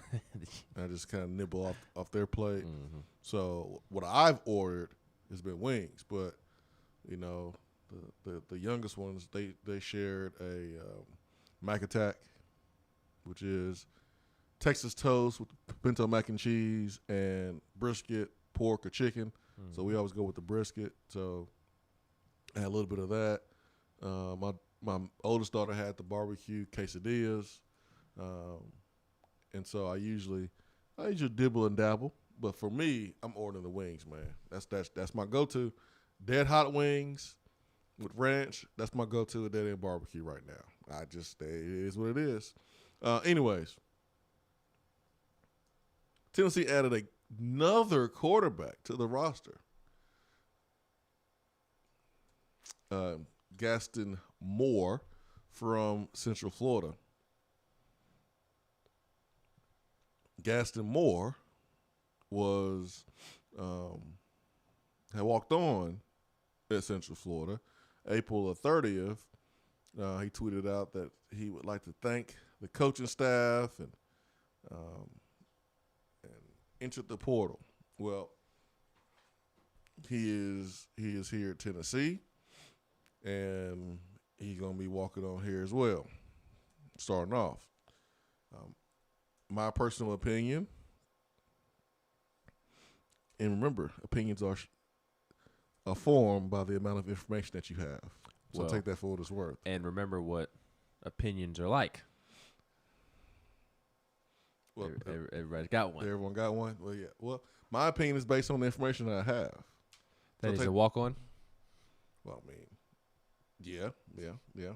But what I'm about to say is I think that he is going to be a replacement for a quarterback that's going into the transfer portal, that's going to transfer. That is my opinion. Do you consider him a valid replacement for somebody who is going to enter the transfer portal at some point? I don't know. Honestly, I don't know. I know that you don't want to have two available quarterbacks on your freaking roster. No, you'd like three. Yeah, I mean. Which in today's day and age of college football, it feels like a success if you have two. If you could just have two on the roster. If you can have a starter backup and then a backup's backup, like that's ideal. Mm-hmm. Anything more than that, you're probably not going to have. Those days of having, four quarterbacks on the roster, those days are over. For scholarship quarterbacks. So, yeah, I think Gaston Moore is going to come in, and I think there's going to be a quarterback that's going to leave, and I think it just provides a little bit of security for Tennessee just in case there's an injury. So, there's going to be a battle between, the Harrison Baileys, the Miltons, and the Hendon Hookers, and the Brian Mowers. And then I think you'll have two that will emerge, and one will be the starter, one will be the backup. And then those other two, 3 and 4, they got to make a decision on where they're going. Because really the decision is not, if you should go, it's where you should go at that point, I think. And then Gaston Moore kind of serves as the emergency guy if someone or somebody's gets hurt and you're out two quarterbacks. So that's what I think it's happening right here. I had a couple people reach out to me. It was like, hey, man, what about this Gaston Moore pickup we got? And listen, no offense to Gaston Moore, but if you ain't seeing, recruiting sites covering a quarterback making an announcement to come to your school, then probably a walk-on. So doesn't mean he can't be good, doesn't mean he can't be of value, and doesn't mean that if he gets an opportunity, he can't produce. But I'm just telling you the facts. He's a walk-on in Central Florida. Tennessee brought in who I think is going to be the starter this year in the spring. That's Joe Milton. And then Tennessee has some guys that could fill in and battle Joe Milton or could be a nice backup. But I just don't see that being Gaston Moore off the top of just off the bat. So, yeah, I find it interesting that he's now Tennessee's second preferred walk-on at the quarterback position because Tennessee brought in Sully McDermott from North Carolina. And I can't remember if he decided to do that under Pruitt or if he decided to do that under Heupel. But I think he did it. No, I think Niedermeyer brought him in, didn't he? I think that was a Pruitt guy, which, I mean, it's not that big of a difference. He's a preferred walk-on and not trying to judge a player on simply being a preferred walk-on. There are surely plenty of cases of walk-on quarterbacks being successful, but there are 10 times as many stories. Huh? It's just rare. Yes, 10 times more stories of them not doing anything, which is why the addition was not hyped up over the weekend of Gaston Moore. So we'll see what happens. But, I mean, to me, it's not something that should really get any. It's not something that somebody should get really excited over. Am I wrong for thinking that? I mean, he's not going to play. He's not going to play unless like 4 quarterbacks get hurt. Yeah. He's not playing over Brian Maurer. He's not playing over Harrison Bailey. He's not playing over Hendon Hooker, and he's not playing over Joe Milton. Not right now. I wonder if they would bring in Jimmy Holiday at quarterback before they put him in. No, I don't think that they'd go that far. Yeah, not. And then on top of not playing over those 4 guys, he's gonna have to beat out Sully McDermott, kind of for that top preferred walk-on spot in the quarterback room. So I don't mean to rain on the parade of Gaston Moore, but it's just highly unlikely that he plays. I mean, I don't think he's coming in and think he's going to be like they're going to play off the bat. I think he understands his role, which is why he came here. I mean, I think it would be kind of crazy to make him seem like he had a real shot here if you're Josh Heupel. He understands the offense. He understands his role, and maybe he just wants to be in the SEC at a program that's going to be a part of some big games and some cool environments. He doesn't have any expectations to be the starter. That doesn't say that he won't work hard and try to be the starter and try to push guys in front of him, because that's the best way that you can help them become better, is to try to beat them out so that way they don't get comfortable. But I don't think anyone's raining on his parade. I don't think you have any expectations to come in and be the dude. But that's the situation with Tennessee's latest addition to the roster. I know some people just see quarterback and they were whoa, wait, what's going on? Well, that's the reason why there wasn't more attention on that move. I mean, I don't even think somebody messaged me and said scout team quarterback can give him a good look, which is nice. It's important. But is he even going to be the scout team quarterback with the current quarterbacks on the roster? Like, I think whoever finishes 3rd and 4th. Because I don't think those guys will stay. So yeah, I don't either. But just speaking in terms of who is here at the moment, I mean, that 3rd and 4th guy would be if a miracle happened and all 4 were here in the fall, like they would be the scout team quarterback over this guy. Yeah. I think that I think he will. I think he will be, because you can have more than one scout team quarterback. Yeah, but I do think whoever finishes 3rd would probably be the first scout team quarterback. Do you think two of the 4 scholarship quarterbacks transfer? Or you think one of the 4?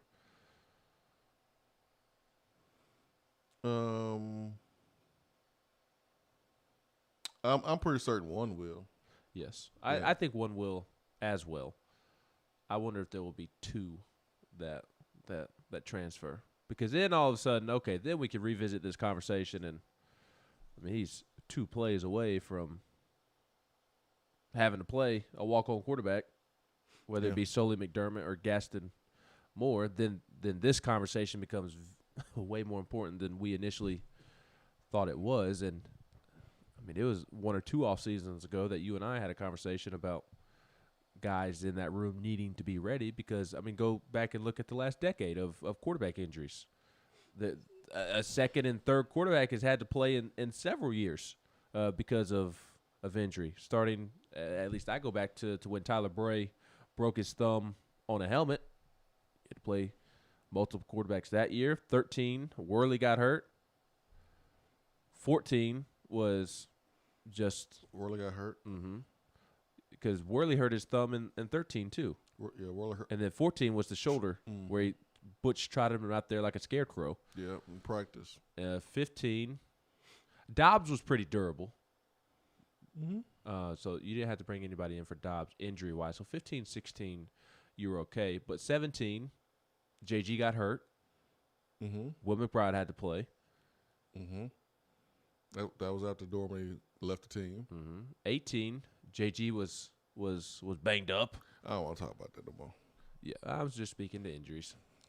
You're gonna start. The Alabama game's gonna come up, and I'm gonna get mad again.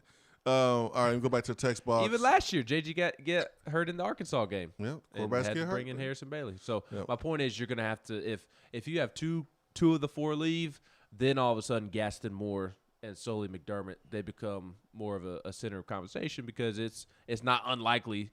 It is highly unlikely, but there is at least a bigger chance of them having to play because Tennessee does play in the SEC, and you're going to get hurt. Yep. Downtown Vols says, we really talking about a walk-on quarterback rather than discussing baseball Vols getting drafted later today.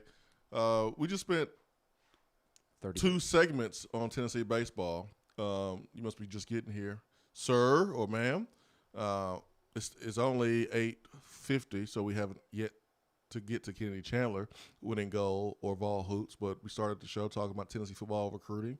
It's a 3-hour show, man. There's a format, there's a schedule, so you can't just throw up a bunch of topics in one segment. So, the whole hour up until this segment, we talked about Tennessee baseball and the players getting drafted. We are talking about the quarterback situation because over the weekend, Tennessee added a quarterback, and we had people on the text box asking about that player, and so that's what we're doing. We're answering the questions of people about Gaston Moore. So, Downtown Vol, hope that answers your question or answers your comment. Nelson says, Swain, you've been saying it for months. Just curious to hear your thoughts on why you feel Milton would be the guy. Because I watched other quarterbacks play. And Milton was brought here at the end of the spring.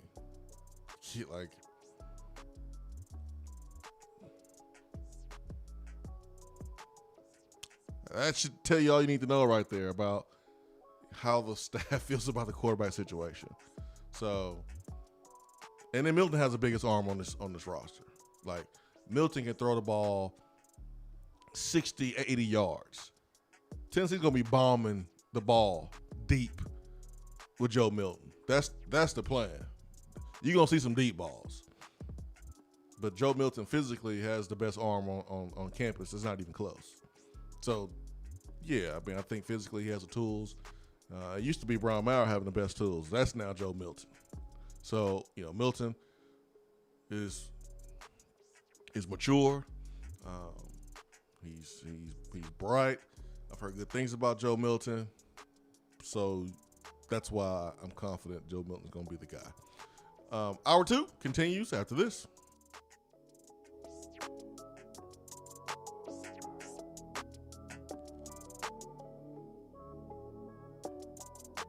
For what is coming up on the Swain Event.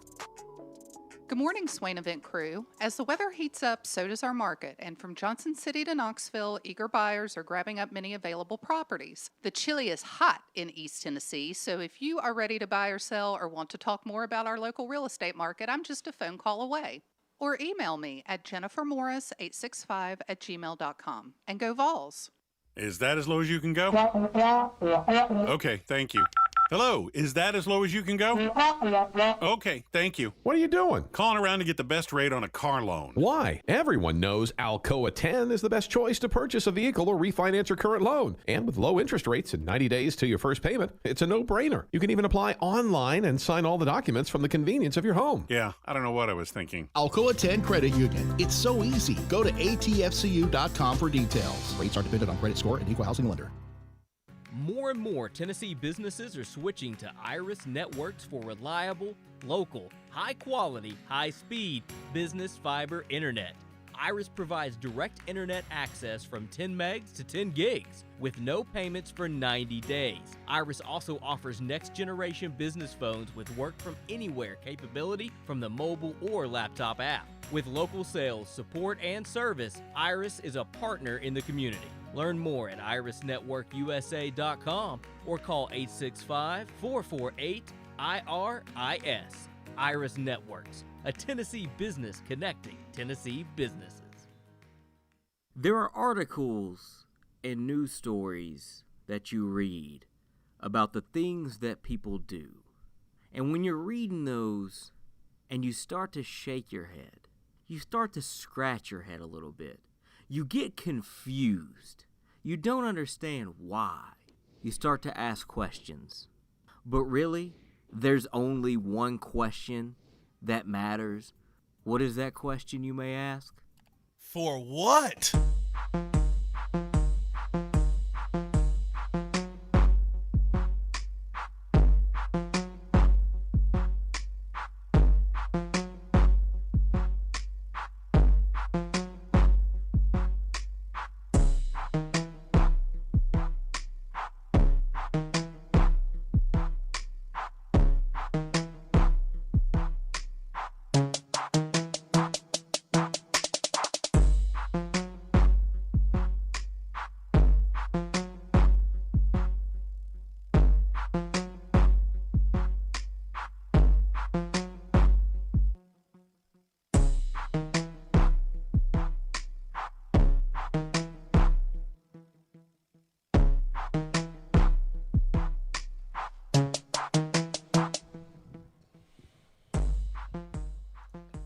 All right, it's time for what here on the show.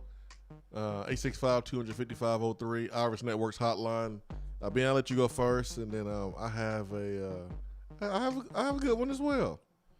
I'll get mine out of the way real quick. There was an incident in Houston over the weekend where 3 people were shot outside of a barbershop after an argument between 2 men over who won a foot race a month ago. The 2 men in their 40s had allegedly been arguing over who won this foot race for weeks. This article on ABC News reads, 3 people have been shot outside of a barbershop following an argument between 2 men in their 40s, allegedly over who came first in a foot race over a month ago. The incident occurred at approximately 3 p.m. on Saturday in northeast Houston when the Houston Police Department received a call regarding a shooting involving several victims outside of the barbershop. The Houston Police Department Assistant Chief told KTRK in a short press conference following the shooting that there were 2 males that were arguing outside the barbershop here who ran a race faster. So at that point, one of the victims started walking away from the argument. The suspect then shot him twice in the shoulder. 2 innocent bystanders who were inside the barbershop at the time were also struck in the shootout. One was shot in the rear end. Kind of like Bad Boys. Kind of like Forrest Gump. It jumped up and got me. Oh, yeah, just like Forrest Gump. Mm-hmm. I just kept running. One was shot in the rear end, while the other was shot in the arm. The suspect, who initially began firing, subsequently fled the scene of the crime, traveling eastbound away from the barbershop in a black Nissan Frontier. Authorities said they do not have the vehicle's license plate at this time. That's when it's best just to go get your haircut, go home before some type of argument. Something happens. These dudes acting like they're in middle school, fighting about who won the foot race. I'm surprised no one tore an Achilles, pulled a muscle. Oh my goodness, man. All right. I don't really know who's getting the for what here. I just think the situation is a big for what. I guess it plays into the Kardashian curse, which is, any guy that gets with a Kardashian, like their career goes downhill. There's some evidence, I guess, of that, but a lot of evidence. Khloe Kardashian posted a picture on Instagram of her in a bathing suit, showering, and I'm sure most guys would look at that and feel a certain type of way about that picture. Think Big Orange Mac enjoyed the photo? I think Big Orange Mac would enjoy the photo and post it on a Wednesday. Lamar Odom, the former boyfriend of Khloe Kardashian, commented on the post and says hottie with fire emojis and hearts and smiley faces with hearts in them. Tristan Thompson, also an ex-boyfriend, but they do share a kid together. They share a daughter together, Tristan Thompson and Khloe Kardashian. Tristan comes in and says, God brought you back the first time. Play if you want. Different results with the shrug emoji. If you are unaware what he's referring to about God bringing him back the first time, Lamar was real bad on drugs and was in the hospital and was fighting for his life and made it out on the other side.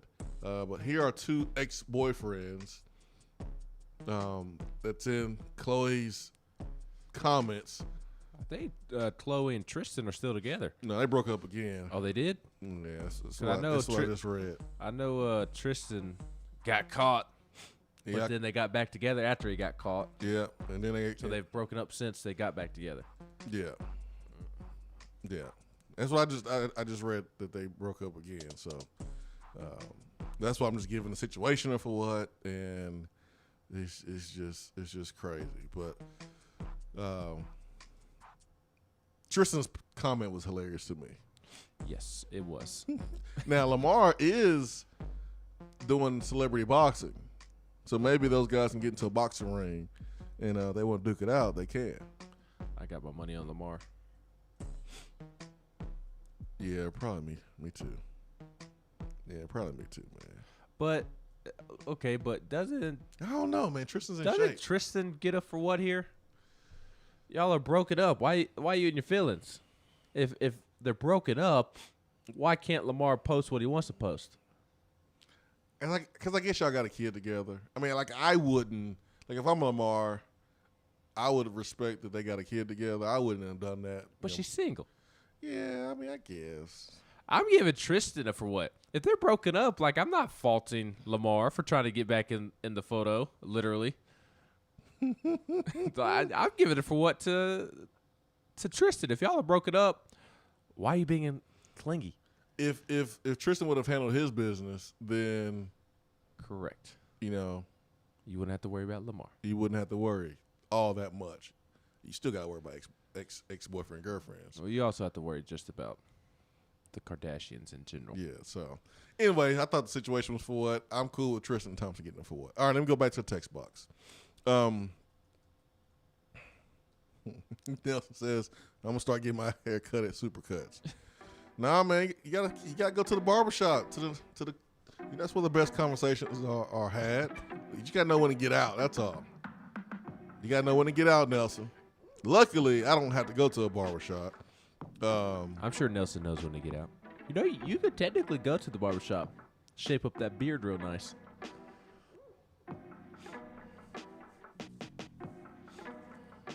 I need to put some juices and berries in it. I'll be good to go. Hit up C-Mac. I'm good going to the barbershop. I haven't been to the barbershop since 7th grade. So I don't have to worry about getting in the foot race and getting shot for arguing about it. That's for sure. Hour 3 coming up.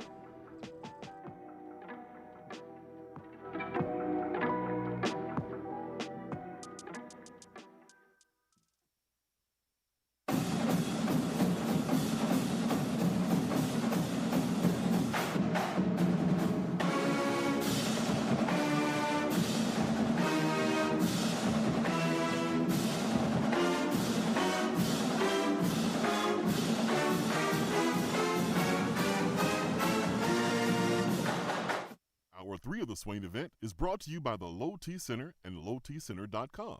Do you know your numbers? Feel like you again. Let us help. Guys, your health right now is more important than ever. I recommend Low T Center. That's where I get my levels checked. It all starts with the annual wellness exam where they do a comprehensive health assessment exclusively for men, making it quick and easy to take care of your health. And now they offer monitored self-inject at-home testosterone treatment. Most insurance is accepted. Go to lowtcenter.com now to book your appointment and make your health a priority. Low T Center, reinventing men's healthcare. It's a new season, which means it's time to rep your team in new ways with gear from Game Time Sidekicks. Rep the Vols with every sip with a new tie-dye tumbler or bottle. They also have a new NFL Players Association product line, so you can support your favorite VFL on Sundays. Want to put your own flair on a tumbler? Game Time Sidekicks has you covered with options to add your own text or even a monogram on the back of your favorite team tumbler. To check out everything that Game Time Sidekicks has to offer, go to GameTimeSidekicks.com. Carry your team with Game Time Sidekicks. If you're coming to Knoxville and need a place to stay, do yourself a favor and book a room at Hampton Inn Paper Mill, also known as the Hampton on the Hill. This award-winning property is literally in the top 5% of all Hampton Inn properties. The GM, Stephen Lawrence, is a good old local boy who grew up in the business around Knoxville. He and his staff are always available, always willing to help, and will go above and beyond for their guests. The newest Hampton Inn in Knoxville has clean, affordable rooms, flat screens, fridges, and microwaves in every room. Plus, breakfast is included in every rate. Not to mention, there's also a pool and fitness center on site. If it wasn't so close to amazing restaurants, bars, and shopping, you would never want to leave. At only 6 miles from campus, you're still right in where the big orange action is. Go to HamptonInn.com, search Knoxville, and book your room at the Hampton Inn Paper Mill, or call 865-693-5400. Hour 3 of the Swain Event is brought to you by the Low T Center and lowtcenter.com. Do you know your numbers? Feel like you again. Let us help.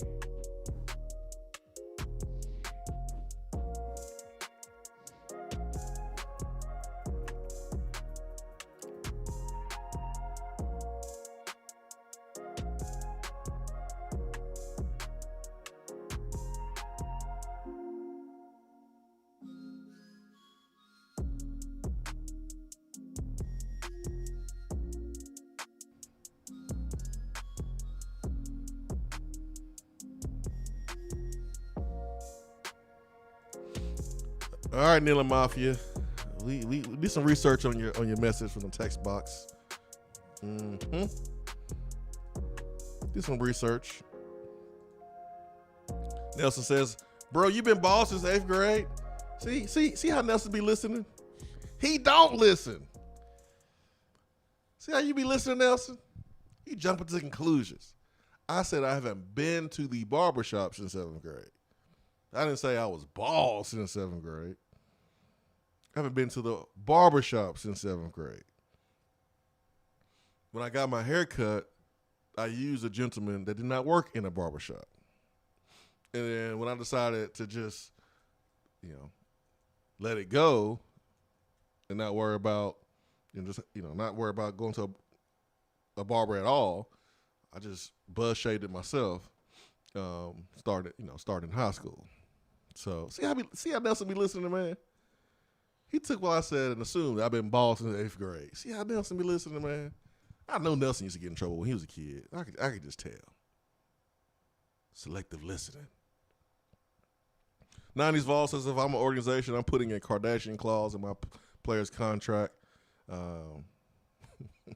you mess with a Kardashian, it's over. But I will say, Devin Booker dates not necessarily a Kardashian, but she's been on the show, and Kendall Jenner. I mean, he hasn't been affected negatively. I thought Kendall Jenner dates Travis Scott. That's Kylie. Oh, I get them all mixed up. Forgive me. Kylie has a kid with Travis Scott. Yeah. Now Kendall used to date Ben Simmons. Then she's like, no wonder can't she know free throws? Oh, I'm about to get with somebody that can shoot. No. No wonder Ben Simmons never worked on his shot until now.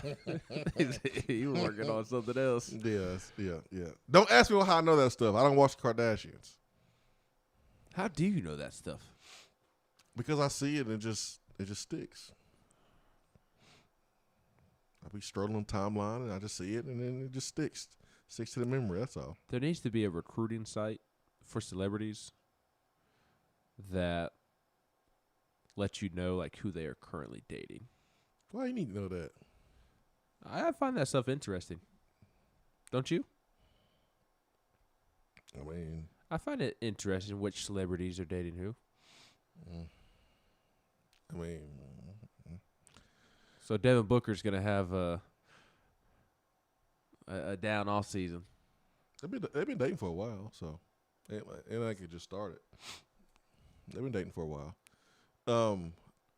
NRK Vol says, how much of a chance do you think we have of landing the receiver Miller today? Do you think the crystal balls are wrong? Also, could you talk about Addison Nichols' recruitment? I think Tennessee has a good chance. That's as far as I'm willing to go. With Addison? No, with Miller today. I think Tennessee has a good chance in a good spot. And then as far as Addison Nichols, I think Tennessee is positioning themselves well. I don't think we are in the same spot as we are with maybe Cam Miller, but I think Tennessee is doing a pretty good job. Volfan text box says, and Volfan don't even know how to tell time. Nobody spent 20 minutes talking about the Kardashians. Nelson, Volfan, and Beat, and I got Downtown Vol. Y'all just on here talking crazy on a Monday. Why should I turn in my man card, Jonathan 77 Vol? I'm the one who didn't know who was dating who. I guess because you want to know what all the celebrities who they dating. I just don't care. Not unless it got something to do with Tennessee winning. All right, let me see what else is on the text box. According to the text box, Caden Salter is enrolling at Liberty. Good luck. Good luck to Caden Salter, man. Hope he tears it up.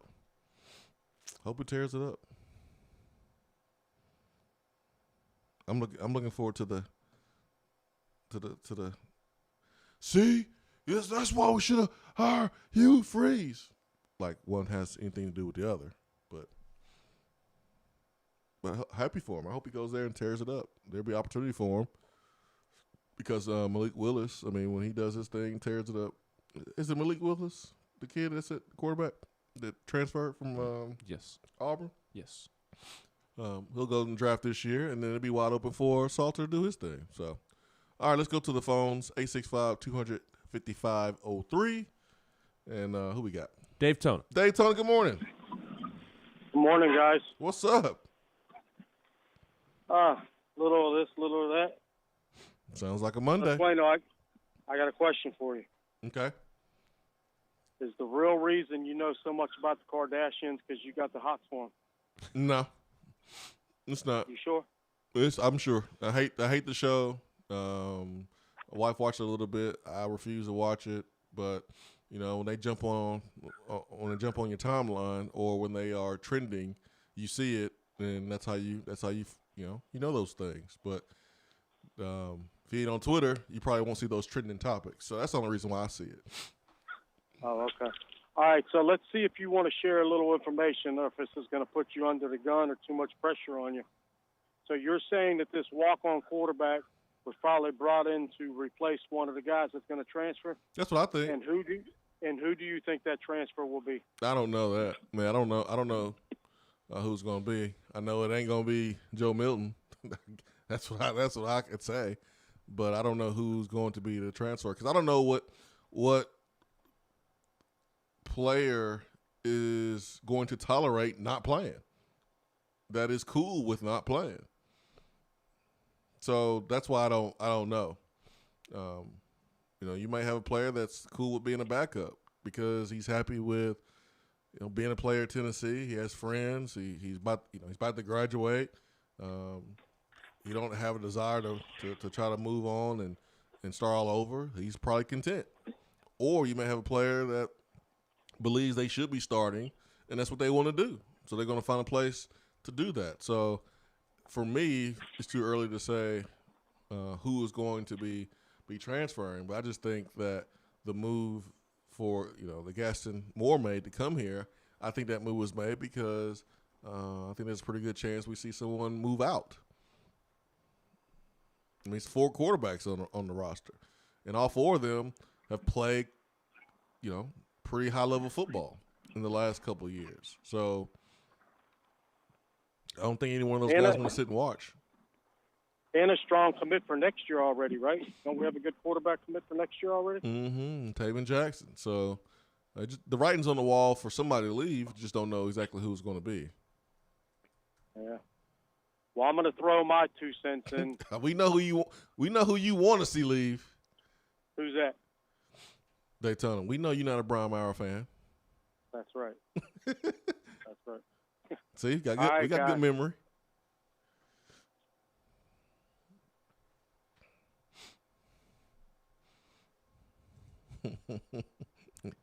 Yeah, I don't know who's going to transfer.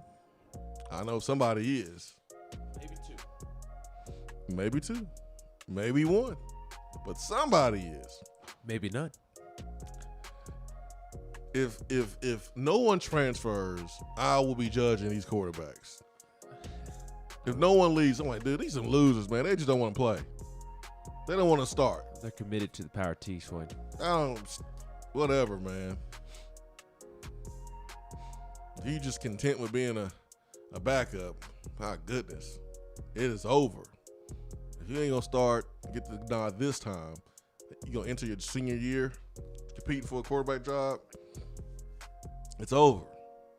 Go somewhere else and go be the man somewhere else. Vince Carter style over. Take a hint. Yeah, take a hint. That's what I would say. But some guys they may be like DJ Shockley. They may be like Mac Jones. Wait it out till their senior year, get that opportunity, but I don't think that's the case. I don't know why you would. That's not the case here. Say your prediction comes true and Joe Milton is the starting quarterback. He has up to 3 years of eligibility left. That's what I'm saying. Like if you 3-4, if you're the 3rd and 4th quarterback on this roster and you don't transfer after the starter's name, I'm gonna be side-eyeing you. Like, well, you're not gonna play. You might as well just go somewhere else. Hour 3 returns after this.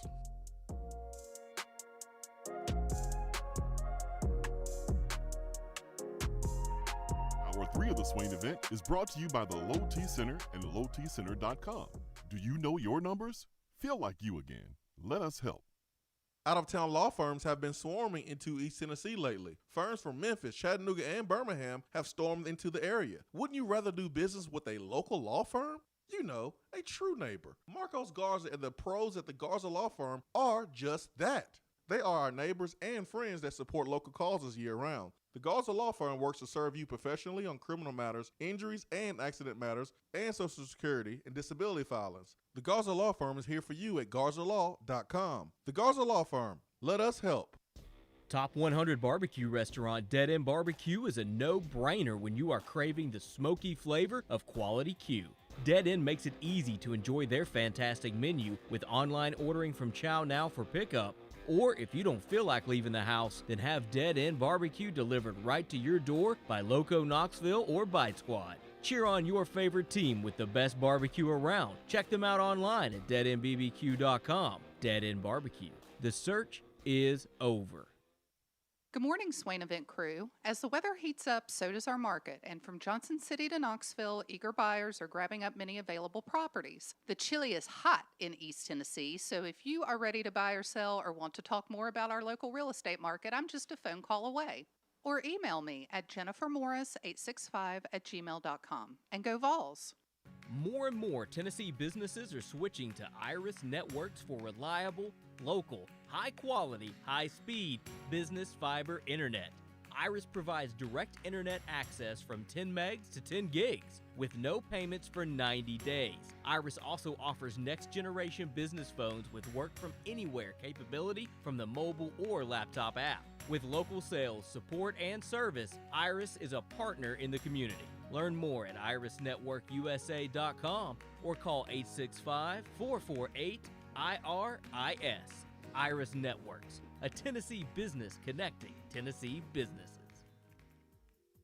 Guys, your health right now is more important than ever. I recommend Low T Center. That's where I get my levels checked. It all starts with the annual wellness exam where they do a comprehensive health assessment exclusively for men, making it quick and easy to take care of your health. And now they offer monitored self-inject at-home testosterone treatment. Most insurance is accepted. Go to lowtcenter.com now to book your appointment and make your health a priority. Low T Center, reinventing men's healthcare. If you want to get in on the conversation, call the Iris Networks hotline at 865-200-5503. Grow your business with Iris Networks high-speed fiber internet. irisnetworksusa.com.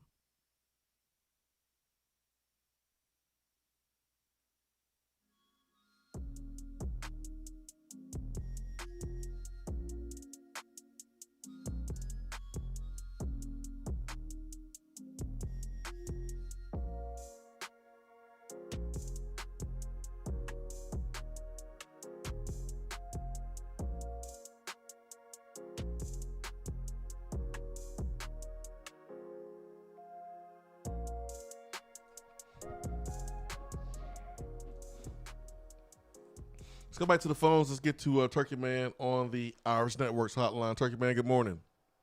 Good morning. Good morning. Thanks for taking my call, and I hope you guys had a great weekend, by the way. Oh, man, thank you, man. Hope you did, too. One observation on this, or I can't hardly say observation, but what I see about this transfer portal situation, we only have 2 quarterbacks that could one-time transfer and not be penalized. So I don't see the others transferring out other than to the freshman quarterback last year in Maurer. Yeah, I mean, Joe Milton's definitely not going anywhere. No, that's what I'm saying. And Hooker's the same way. I mean, he could transfer again. Yeah, but he'd have to sit out a year at this point because That's exactly right. I do wonder though how they'll do the one-time transfer for guys who have already transferred though. Like in my opinion, Hendon Hooker should not be penalized because he was a graduate transfer. He was already, even before the one-time transfer rule, he didn't have to sit out because he was a graduate transfer. So I think he would be able to transfer without penalty. He still have another year because he graduated. He can go wherever you want to. Which he's already used because he transferred to Tennessee. And now he should be able to use the one-time transfer rule to go wherever he wants. Yeah. But anyhow, that's what I was saying. I think after you transfer one time only is what it says, without penalty. So so it looks to me like the other three are here for a while, unless they want to take a penalty and sit out it another year. And what three? What three? Mauer, Bailey. What's the third one? I don't see nobody else. The only three there that if they transferred, there'd be a penalty. There's three there. The other two could transfer one time without a penalty. And so if let's say Bailey was quarterback, you'd have at least three backups for this year. Harrison and Brian Mauer can transfer. They can transfer at any time they want without penalty. What I'm trying to tell you is, if Bailey was to be the quarterback, you would have three for sure backup. No, because you can enter the transfer portal whatever you want to and just not play. Well, that's true too, but they'll sit out a year. Yeah, but they wouldn't be a backup turkey man because they wouldn't be on the team. Well, that be said, but they don't hang around and see if they could beat him out. And I'm just saying that Harrison Bailey and Brian Mauer won't be penalized the year because this will be their first time transferring. So they could transfer without penalty if they get midway through fall camp and realize that they're not going to be the starting quarterback. Then they could transfer middle through camp and find a new school before the first game and go to that school and try to play. Crazy. So would it be like if we counted being penalized for a bowl last year since we didn't go, that we'd be eligible for a bowl this year? I wish it worked like that. I mean, we did that. We could have went. We can back count scholarships. Can we back count bowl games? Yeah, that's what I was thinking. Yeah. But anyhow, I'll get out of here. I just thought, well, if Meyer or Bailey was the quarterback, you'd definitely have three that'd be there without having a penalty. Yeah, could if they decide, not to enter the transfer portal during the season. But I mean, players can do it anytime they want to. So it's no guarantee that you'll have anybody as a backup because that player can say, you know what, nah, I'm good. I'm not going to play these 4 games. Red shirt. Because as long as you play less than 4 games, you can red shirt. So I'm not going to play these 4 games. I'm going to use my year as a red shirt. And I'm into the transfer portal. I'm going to save my year. You can do that because that whole free year is over now.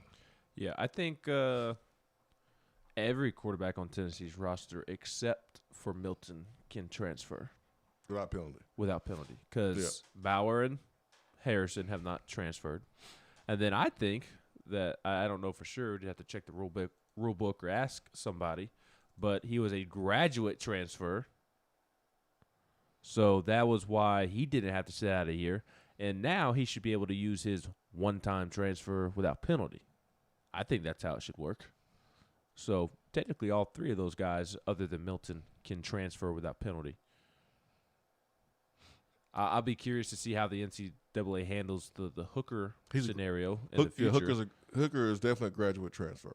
Yes, right. But should he be allowed to take advantage of the one-time transfer rule as if he were a freshman or sophomore? I think he should. Well, they allowed grad transfers before the rule was passed with the one-time transfer. They allowed grad transfers to go where they want to go. In conference, you had the issue between Alabama and Georgia. You had that safety that graduated from Alabama, and Nick was trying to block it, and they allowed him to go ahead and play at Georgia, but he had already graduated. And K was the first case where they passed, the rule with the underclassmen being able to transfer in a conference because it's COVID and the rule's going to be passed anyways. Yep. So Hendon should be able to transfer without penalty because he's never transferred outside of being a graduate. So right. But I wonder, is the NCAA gonna make his graduate transfer be his one-time transfer? That's No. what I wonder. Well, they shouldn't because, again, I don't think that they should, but will they? They shouldn't. It's the NCAA. Yeah, they should because people were able, grad transfers was able to transfer freely anyways before. It doesn't apply to him. 865, 255, 03. Hooker could be number 2. Hooker could be number 1. Hooker could be number 3. Never know. I think Milton just has the tools to be the best fit for what Tennessee wants to do offensively. And I don't think any of the quarterbacks did anything during the spring to make me think they're gonna be the quarterback either. So let me go back to the phones. And is that Jay?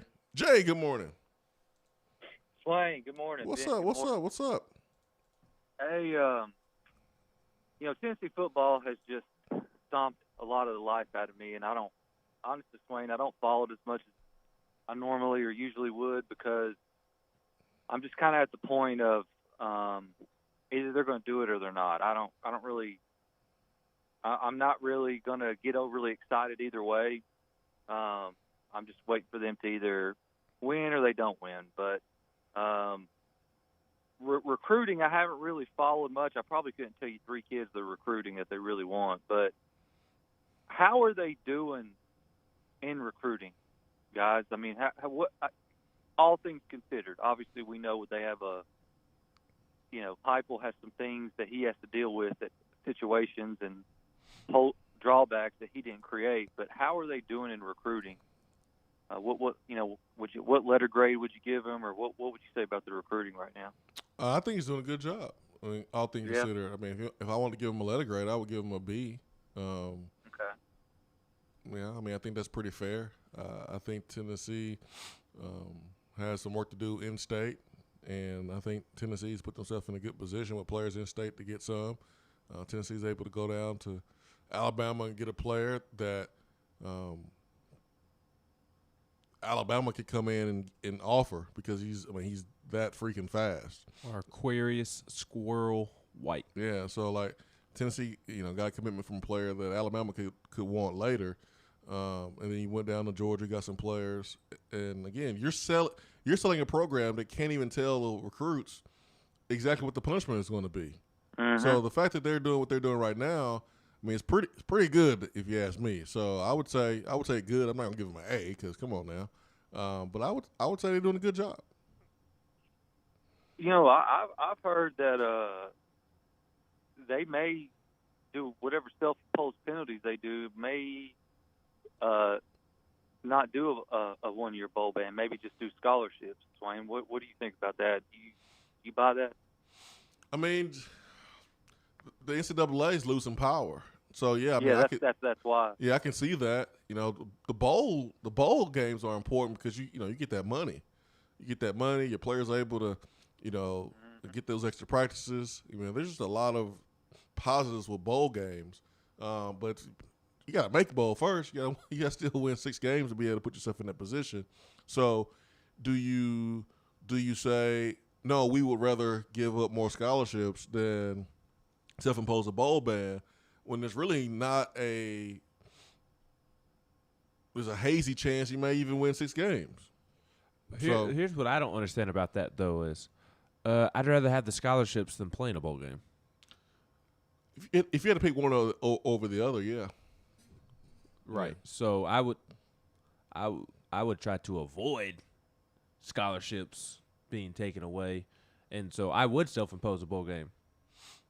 Yeah, I don't know if you're gonna be able to do one or the other, to be honest. Because I think scholarships. I don't think you're gonna be able to say, all right, we're gonna do a bowl ban and that's it. Because I think everyone knows that the scholarship reduction is the biggest hit for a school. Yep. Being able to, have a certain number of players on your roster and having depth, that is the biggest hit. When Alabama got hit with that, in the early 2000s, it affected them big time. When USC got hit with that, it affected them big time. That's the biggest hit. Bowl game, you can bounce back from that. Yep. But a scholarship reduction, that is a lingering hit, especially given the current circumstances that Tennessee is in. I mean, they're already deprived of depth and talent, and now you're going to take more scholarships away on top of the NCAA needing to change in my opinion, needing to change the 25 scholarship limit each and every cycle because guys are transferring at will now. You should be able to sign as many guys as you like. You should be able to bring in as many guys as you like, whether it's high school signee or a transfer or a JUCO guy. As long as you're under the 85, who cares how many players you bring in an offseason? Yeah, I think that's a tweak that we'll see, Jay. I think we'll see that tweak. Yeah. But to go back to your question about the bowl game, self-imposed bowl game, bowl ban. I mean, besides the money and the practices, I mean, you want to protect those scholarships if you can, if you're Tennessee. But man, NCAA is at the weakest point right now, so you may be able to play a little hardball with them. Maybe able to test them. Maybe, but I think that's we got to get that definitely behind us. But hey, I saw where they were talking and Clemson's schedule got released. Obviously, it's going to be another cakewalk for Clemson. Yep. Always is. They do play Georgia. Is Dabo going to go down as the second greatest coach of all time? Because no. Here's why I asked that, Swain. I don't think the guy's going to coach pro. His last 10 years have been as good as Saban's. When you talk about wins, players in the NFL, championships, all that kind of stuff. And he doesn't have anybody that's going to stop that train. They recruit at such a high level. Who's going to step in? NC State, Wake Forest, they going to step in? I don't think so. I mean, if he stays there another 10 years, I mean, that's just like that thing's already. I mean, nobody is stopping him in the ACC. I think he could get to the point where he just stacks so many wins, albeit against a bunch of cupcakes 95% of the time. I think his numbers are going to be just astronomical when he leaves football. Yeah, he won't be better than Bear Bryant. Won't be better than Saban. Yeah, well, Saban. He won't be better than Saban. Yeah, he won't be better. Saban to me is number one. Yes, but he won't be better. But he won't be better than Bobby Bowden. He won't be better than Paul Bear Bryant. How many wins does Bowden have? Bobby Bowden has 377. How many natties? He's only got one. Well, Dabo already has two, so I think Dabo will end up being better than Bobby Bowden. So if you win a championship, if you win one more championship than Bowden, that makes him a better coach. Well, Swain, if he stays there another 10 years, would you not bet on Clemson at least getting one more title? I would. In the next 10 years? I think if he stays there another decade, I think Clemson will get at least one more title. Completely. Yeah. I think it'll be a huge, maybe not huge. I think it will be a huge failure at the rate that they are recruiting, the type of talent that they are bringing in, and playing in the ACC. It'll be a huge failure if he doesn't win another natty in the next decade. Will he? Who knows? But it will be a disappointment if he doesn't. And that's the difference. You got to give them credit at least. That's the difference between them and Notre Dame. When they get to the playoff, they show up. Yeah, and they've beaten Alabama twice for a natty. Yeah, they can compete. They're not. They play a cupcake schedule, and they got the yellow brick road paved to the playoff every year. But when they do get there, they can show up and beat people. So you got to give them credit there.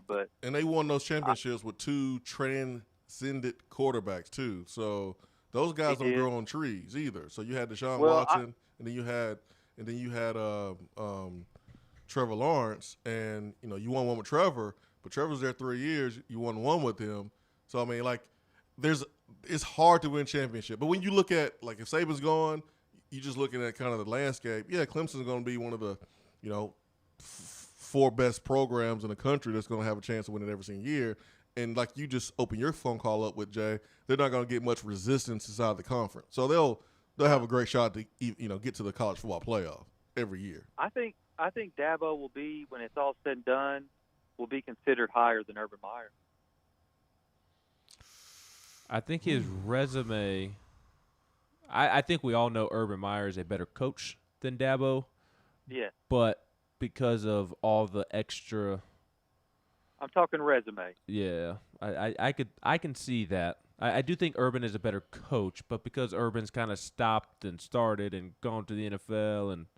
Right. I see that. I think if Dabo continues to be the coach at Clemson for the next 10 to 15 years, I mean, I think he'll go down as one of the top 5 coaches of all time.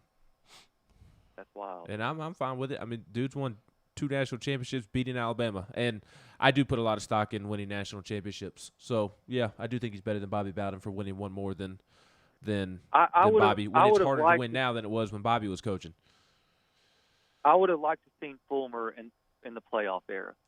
I would have liked to seen Fulmer in his prime have a playoff and see what he could have done. Yeah, I know. Because how many times were they like the first or second team out of the the BCS? I would have liked to seen that 2001 team go against that 2001 Miami team. That would have been a fun game. I know that 01 Miami team's considered all-time great. But, I had Johnny Long tell me personally, he said that 01 team's the best team I've ever seen. He said, I know we lost one game. He said that was the best team I've ever seen. He said Michigan, he talked to some Michigan people, and the Michigan people told him that they knew that they weren't going to be able to stop Tennessee, that there was going to be nothing that they could do to stop that team. Tennessee was just that good. Facts. Yeah. But we'll see. We'll see how Dabo. We'll see what happens with his career, man. I think he's going to make a leap at the NFL at some point. I don't know, man. I don't know if his personality is going to mesh in the NFL. Well, I don't know that he'll be successful, but that's a different conversation than thinking he's going to jump at an NFL job. I think he's going to take an NFL job at some point. Yeah, and this is always a tough thing to have a discussion about, because you're comparing someone who is done coaching to someone who's not finished. Yeah.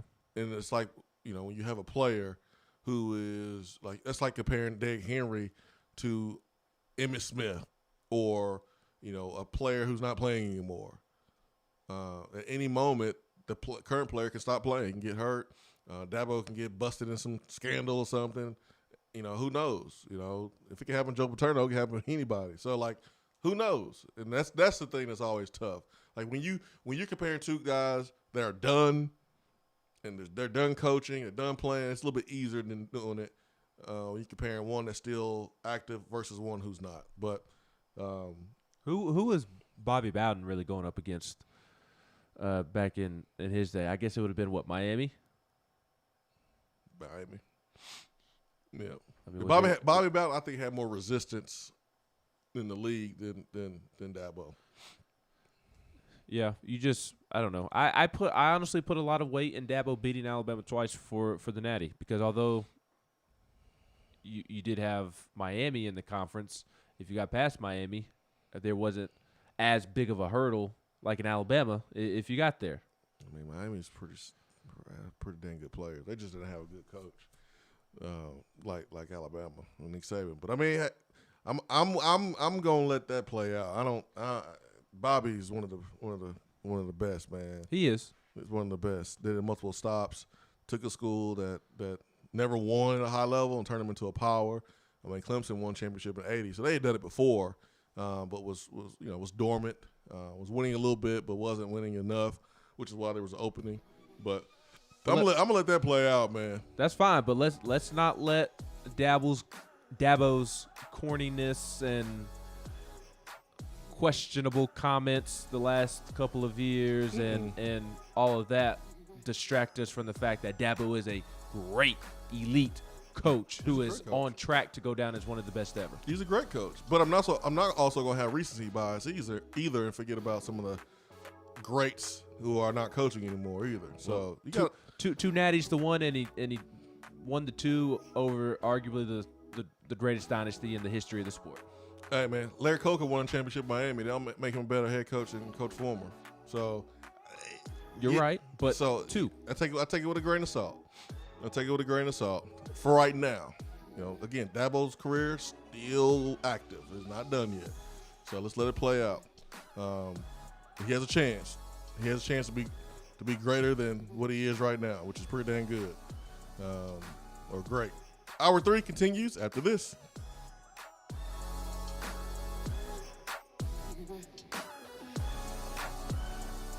At work, can't call in? Don't feel bad. You can talk to the guys on the text box. It's part of the free Swain Event app.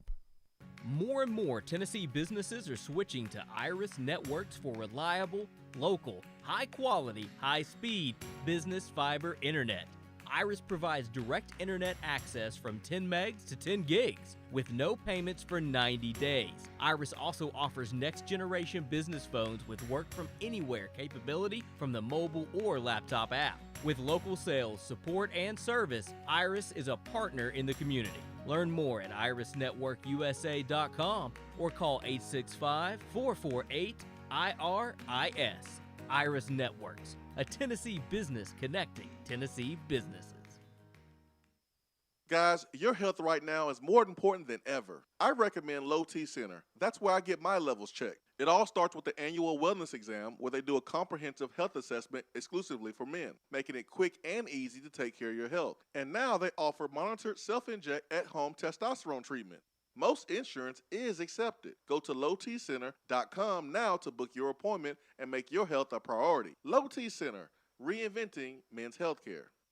It's a new season, which means it's time to rep your team in new ways with gear from Game Time Sidekicks. Rep the Vols with every sip with a new tie-dye tumbler or bottle. They also have a new NFL Players Association product line, so you can support your favorite VFL on Sundays. Want to put your own flair on a tumbler? Game Time Sidekicks has you covered with options to add your own text or even a monogram on the back of your favorite team tumbler. To check out everything that Game Time Sidekicks has to offer, go to GameTimeSidekicks.com. Carry your team with Game Time Sidekicks.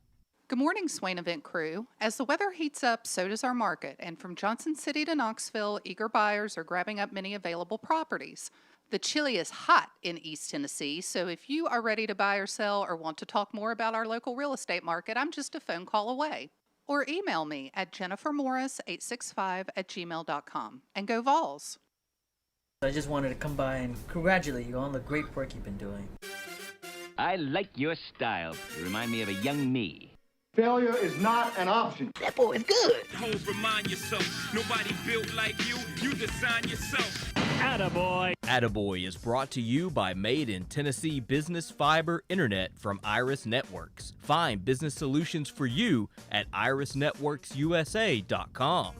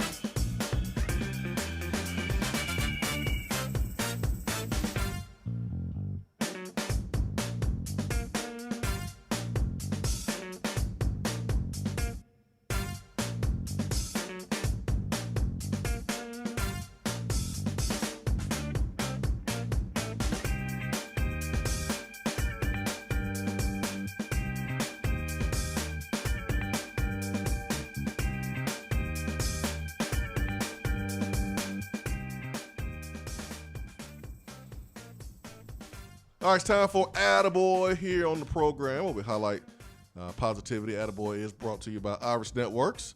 9 days, no payment for business internet, fiber, and voice.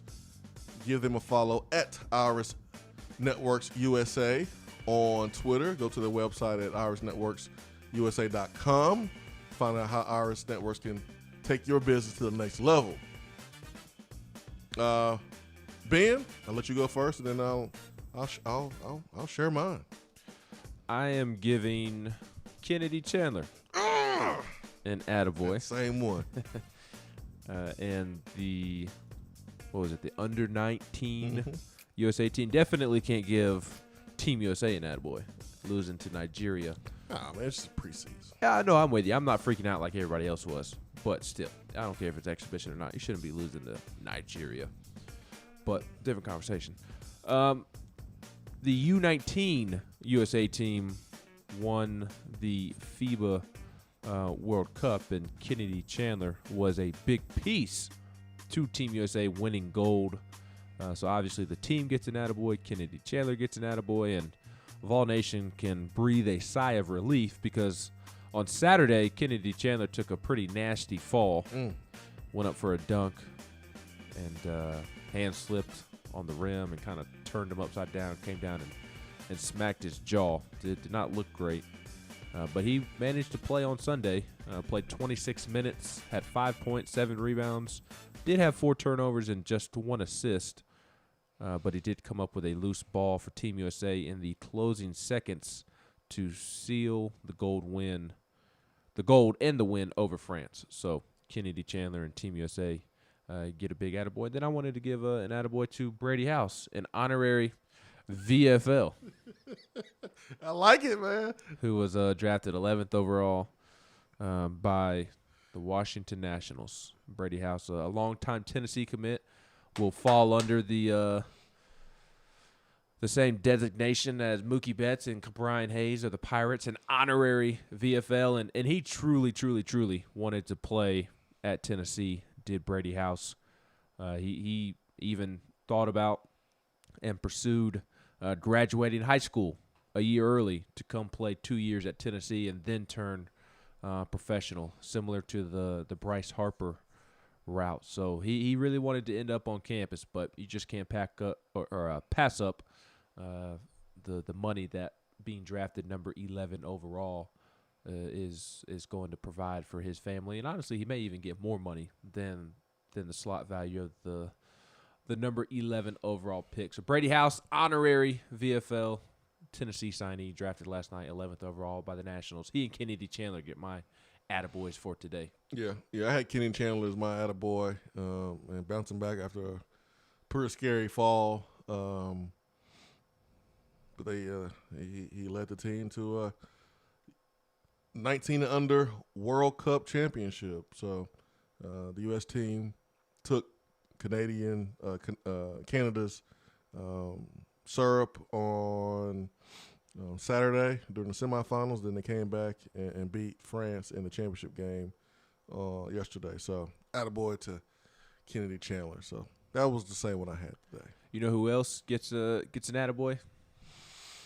Giannis Antetokounmpo. Yeah, that's right, Giannis. Yeah. Antetokounmpo. 40 points last night, inspiring his teammates. 40 points and 10 rebounds, a double-double. And I'm pulling even harder for him than I was last week, just being reminded of his story over the weekend, coming from literally nothing. He and his older brother growing up could never play basketball at the same time because they shared the same pair of basketball shoes, and only one could play at a time, obviously, and had to sell things on the street just to try to make some money for his family as a kid.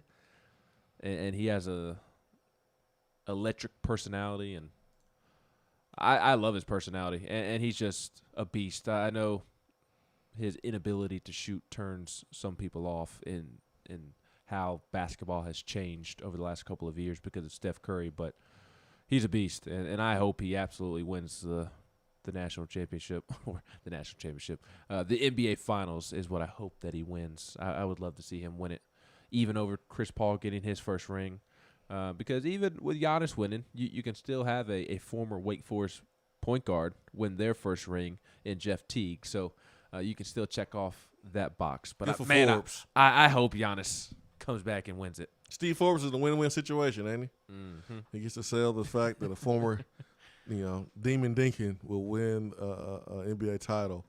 But Giannis, man, even if the Bucks lose, this might be the year you might give the MVP to the losing team player. this might be the year to do it.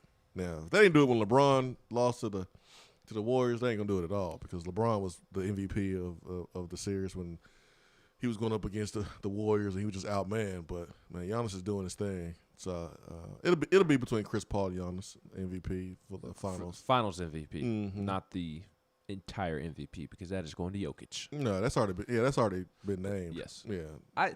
Do you in all of sports they always give out the awards as soon as the season is over. Do you like that, or do you wish that they would maybe wait until after the postseason, or should there be separate awards like they are now? Because it is a regular season MVP.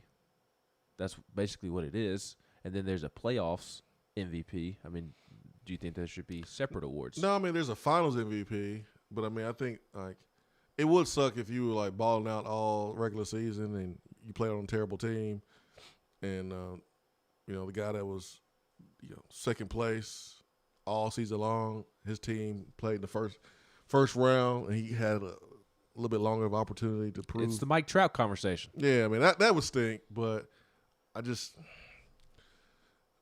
should have won the MVP award, period. But I don't know, man.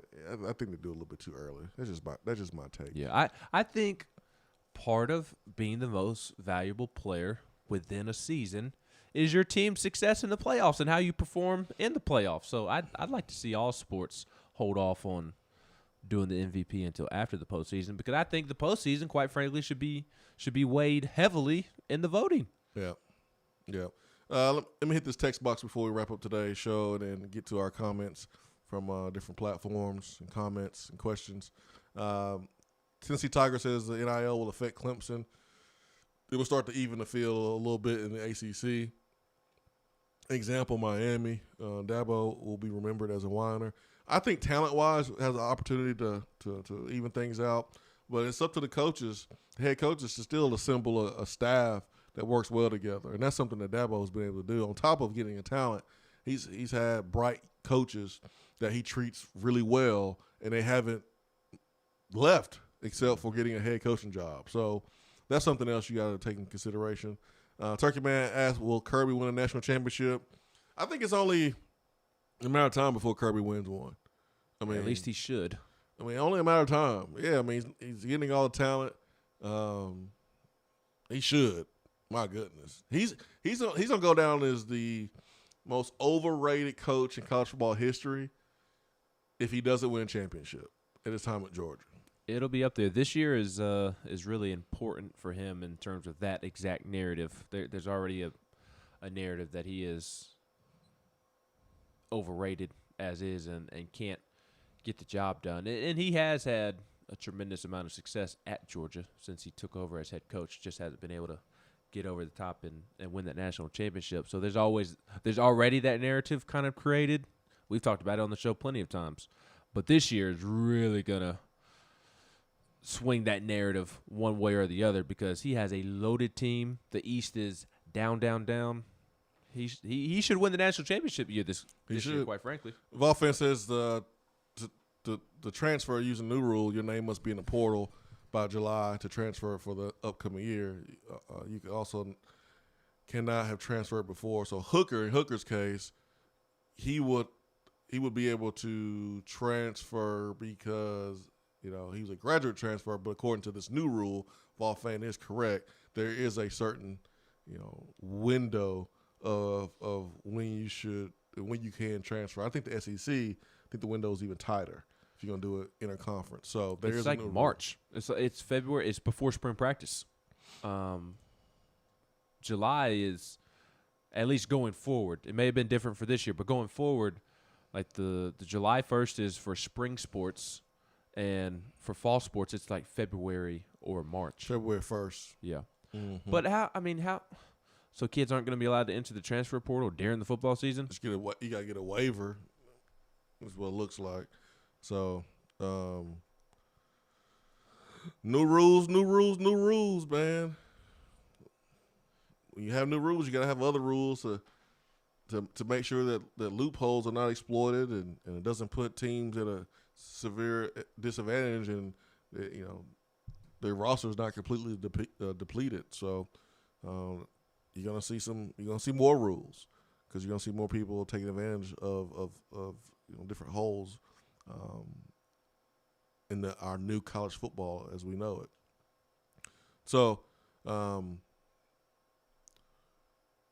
they must declare their intent to transfer by February 1st for fall sports, May 1st for winter sports, and July 1st for spring sports.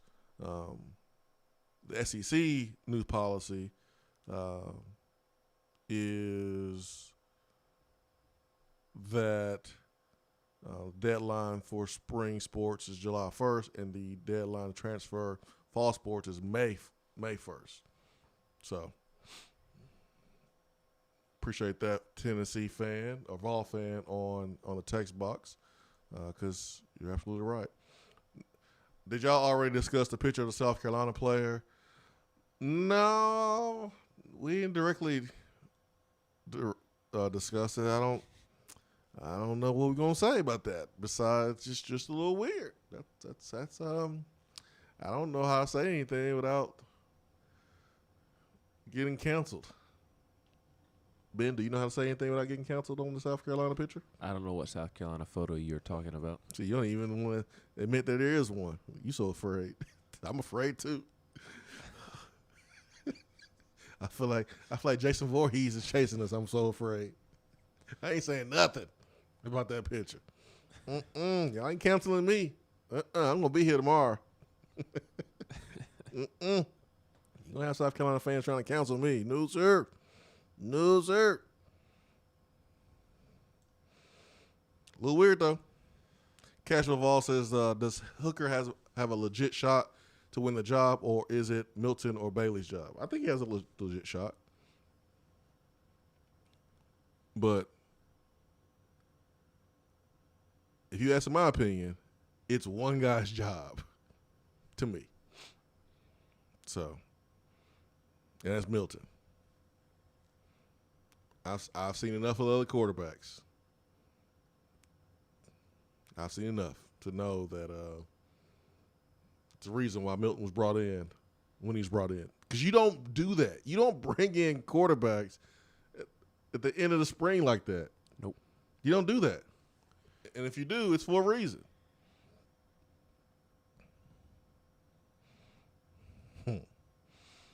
Ooh, man. I tell you one thing about that South Carolina picture. I don't think I could ever post a photo like that. I don't think I could do that, man. Why not? I just, self-conscious about my belly button. That's all. So you wouldn't post any photos? Not with my belly button out. No, I don't think I can do that. See that? Mm-hmm. See how I hit the matrix on you? I ain't touching that. No, sir. Let's see here. Go to other platforms.